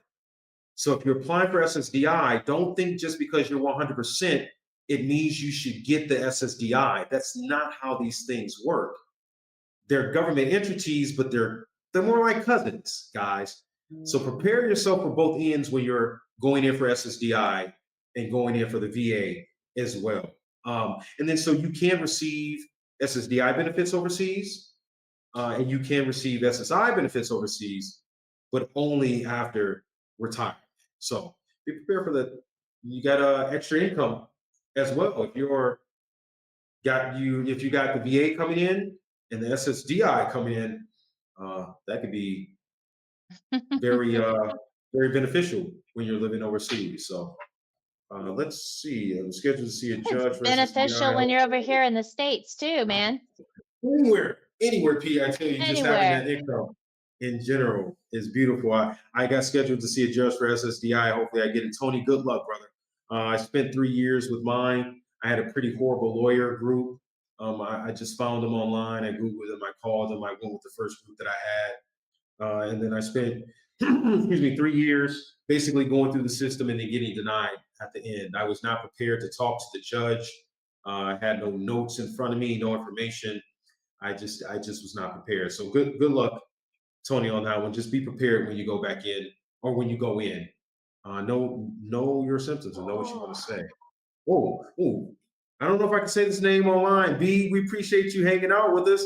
B, what just got B, what with some letters behind it? Just got PNT. Some are saying it's not secured, and some say they won't ever take it. What are your thoughts? Okay, then so I'll let Pia answer this question because I have thoughts for it, but I want you to get the technical, proper answer. So Pia, the question is B just got her 100% PNT. Woo! Congratulations, because I know how daunting that challenge is. But some people are saying that it's not secured, and some are saying they won't ever come take it from you. What's the truth, Pia? If she looks at the letter, it will tell her if she is scheduled for any further examinations. Okay. If there's anything that says that you are held responsible for any further CMP examinations, it's not PNT. If it says that you have not or you will not have to be scheduled for any further CMP examinations, that's what it means. You are no longer held responsible for your compensation and pension exams. One thing I will tell you though is if you muddle the waters and you say that anything is improving, or you go in and you say, I'm healed and all this good stuff, then you're setting yourself up for failure. Within the first 5 years, I always say be cautious about your 100% PNT. Just because you may be getting improvement, whether you're going through a good treatment or something like that, I do not think it's good for you to share that information with your VA medical team. Please take that seriously. Don't Yeah. put yourself in a situation where you think that you're getting better because as soon as they start documenting that or anything raises a red flag, it puts you under the radar to be looked at again because they are trying to crack down on people who are malingering at 100% permanent and total because everybody wants to get 100%. We already know this, you've heard it through the grapevine. But Mhm. to protect yourself, just don't say anything that can hurt you because you still aren't cured. You still have the disability and it's never going to go away unless there's a miracle that heals you. So I just want you to be aware of that, okay? And congratulations on your 100%.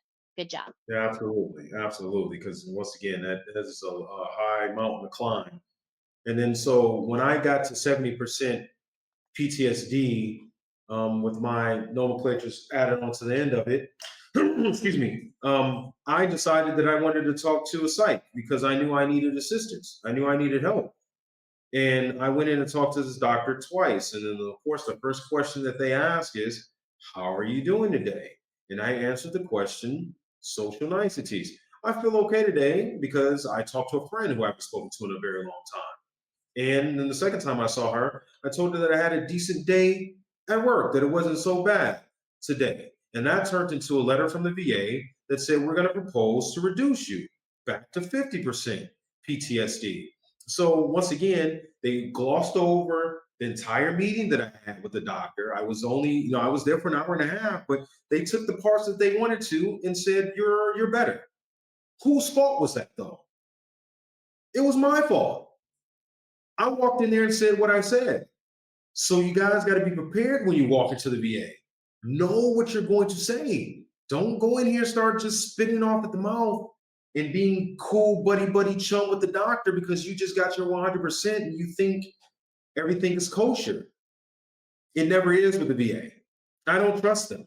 I'm going to be honest. Even after 5 years, I wouldn't trust saying anything like that to them ever again. I've been burned once. I'm not going to get burned again. And then so when I go talk to the VA, every day is Groundhog's Day. Every single day is Groundhog's Day when I go talk to the VA. Does it hurt? Yes, it does. Does it hurt like it hurt 5 years ago? Yes, it does. Sometimes it's worse than it hurt 5 years ago. So understand what you're saying to the VA, because they will propose to reduce you if you say anything that goes against what you said previously. And you can't hold that against anyone but yourself. So, guys, be prepared when you go talk to those guys, when you go talk to the VA. And then let's continue on too, because I want to make sure we get as many questions in answered as possible before we send Pia off to Slumberland. She needs to go sleep, guys. We appreciate My her back is killing being me, here. guys. I ain't gonna Thank lie. you. My I've been back is standing really for two hurting. hours, Pia.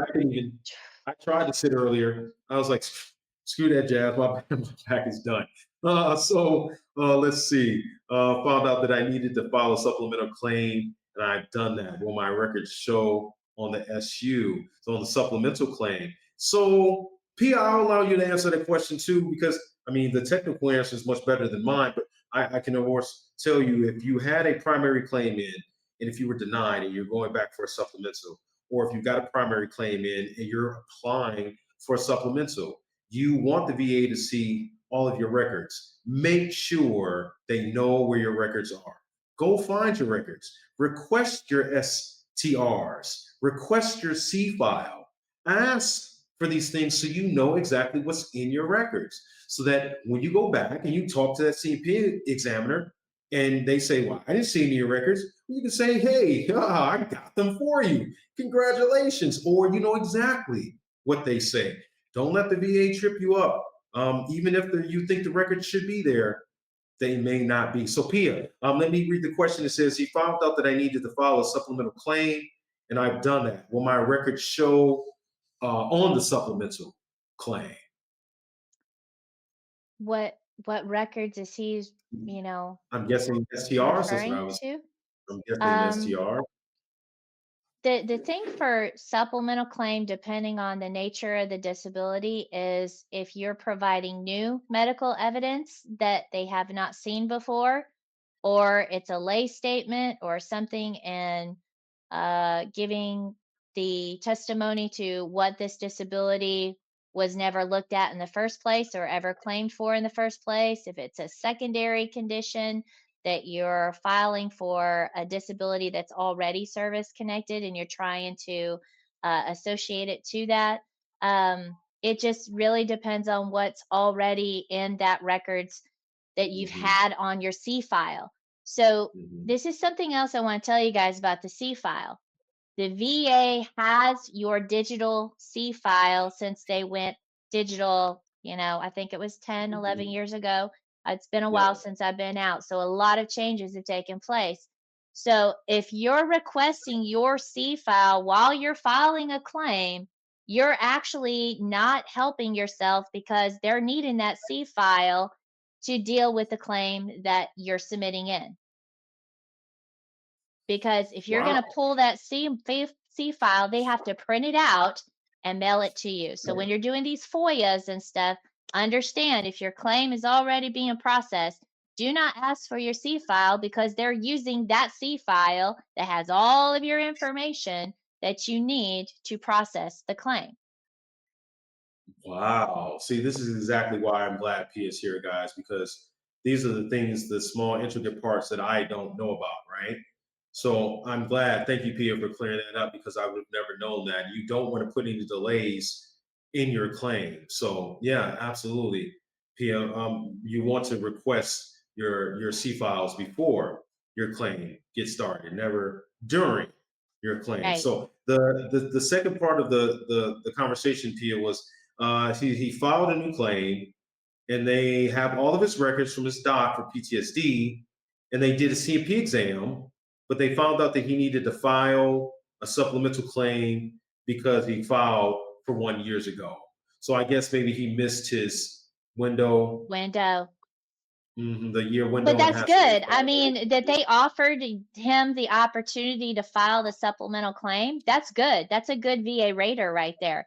Some people don't get that opportunity. So, whoever did your claim was giving you the benefit, kind of like if it would have been Dwayne Kimball or one of these other Mhm. guys that we talk to on the live streams, that they are about helping the vets, because Mhm. not all VA raters are bad. Not all VA representatives are bad. It's the caseloads that they get that they have to overturn in such a short amount of time. So, Mhm. even as a veteran service officer, it was my duty to make sure I put everything together for a VA rater when we submitted it up to the VA. And that's how we are supposed to work.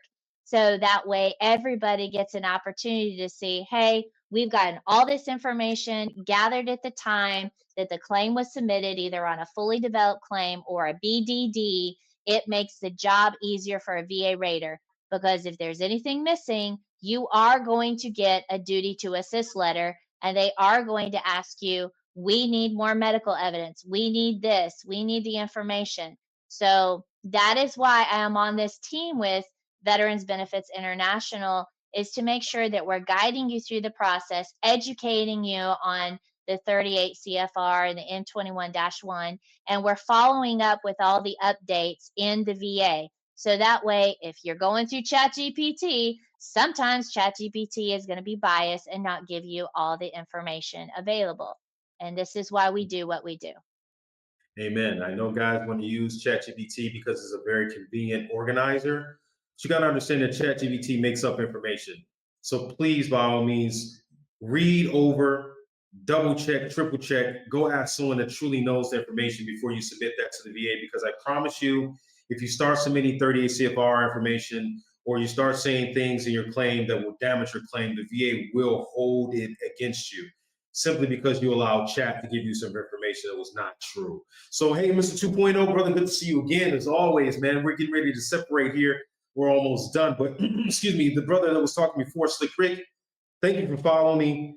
We are always here to give you as many VA truths as possible. Relax, Kia. Hey, listen, love to be able to talk to you if you're doing VA claims now. Please follow, like, and share, and we'll reach out to you so that maybe we can talk about some things here in the future. We're trying to build a network of veterans who are willing to assist each other, truly help take care of each other at the end of the day. So we'll reach out to you as well to see what we can work on. But I tell you this here, guys, when it comes to your supplemental claims, if you are filing online or if you have a VSO or someone else doing it for you, when you go through the claims process, especially on va.gov, there's a part that asks you for uploading information, documentation.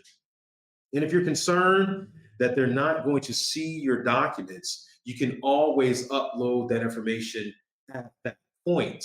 As long as you have it, of course, you can always go grab it from your provider.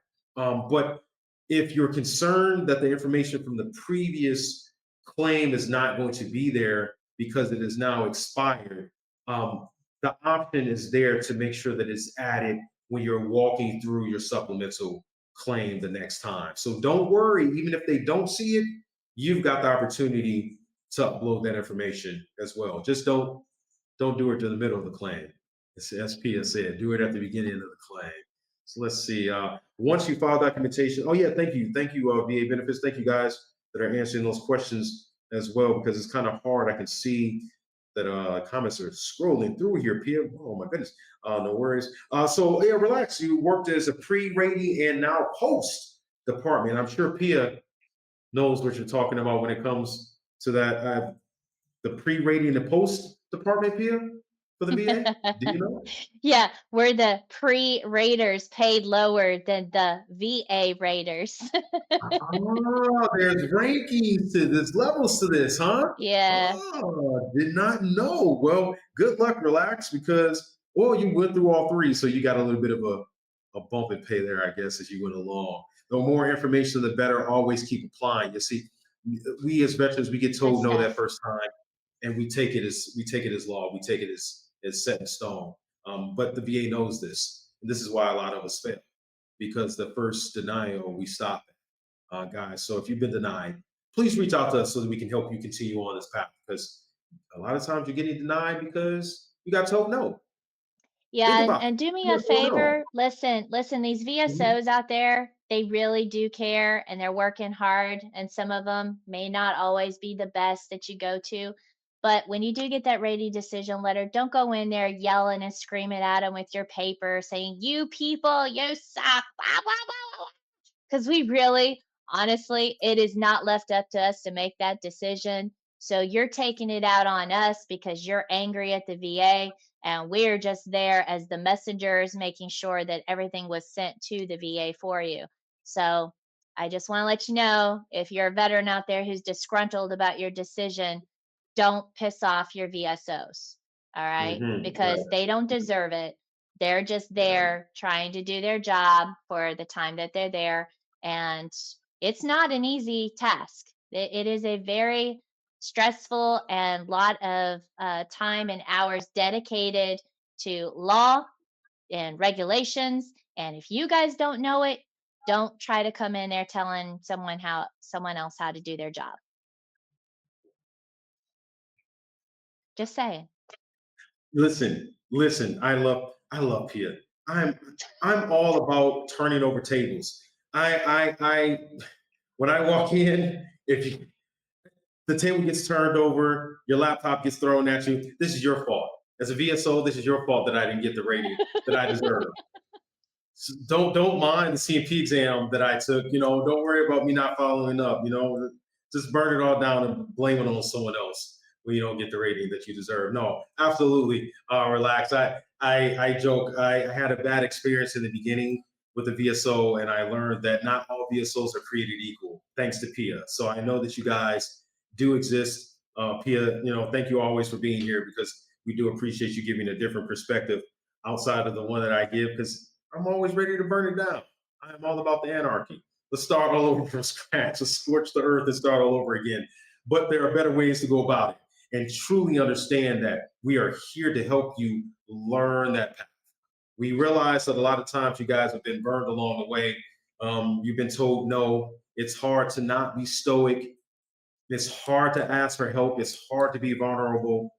Guys, we understand all these things. As a 100% PNT rated veteran, Pia being the same, we understand those ups and downs. We understand what it takes to get to the mountaintop, and we want to help see you succeed as well. Please reach out to us, regardless of what position you're in right now. Um, we want to see you get the rating that you deserve. And along with our theme tonight, our whole topic tonight was talking to family, spouses of veterans, advocates, even friends and coworkers. Please, if you're listening to us tonight, you can clearly see that we care about our fellow veterans. We just want to see you guys succeed, and we want to make sure that you do it properly. Reach out to us. Join us here every Thursday night so you get to talk to Pia for free, and let us help walk you through and get the rating that you deserve. So, Pia, we appreciate you hanging out with us tonight. We're going to figure out how to get Paul in here next time. Well, we're going to make sure we get the team back together, the band back together, and get some good information out there for our last live. So this is week 3 of our Beyond the Uniform series. Next week will be week 4. We will be discussing, if you think about it, for the most part, the exact same things we've been discussing up until this point. We're going to talk about your benefits and the things that come along with being 100% PNT, but also really considering the idea of, hold on, let me put my notes back up here again, guys, 1 second. Really considering the idea of being stronger in our communities and our families, and understanding, now that we've spoken to our veteran, now that we are where we want to be, what comes next. So we're really looking forward to speaking to Pia next week, because we're going to have a lot of good questions for her.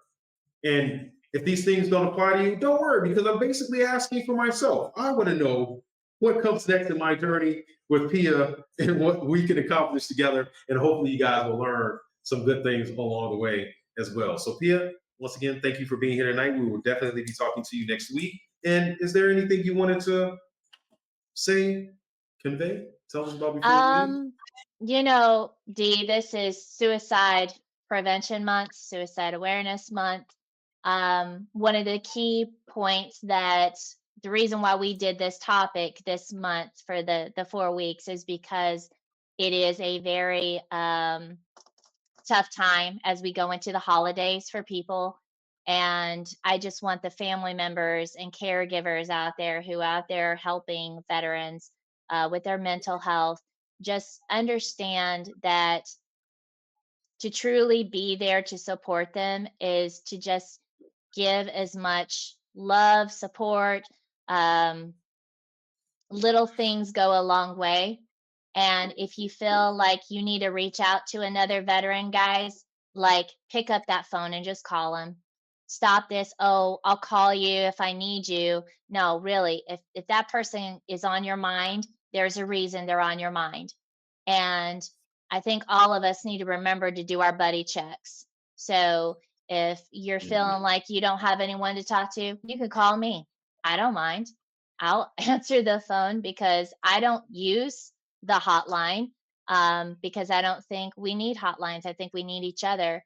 And if you firmly believe in that, that you're out there wanting to be with a family, then call people who you know who are experiencing something similar. You just don't know what they're going through because we're all going through something. You all just don't know what it is.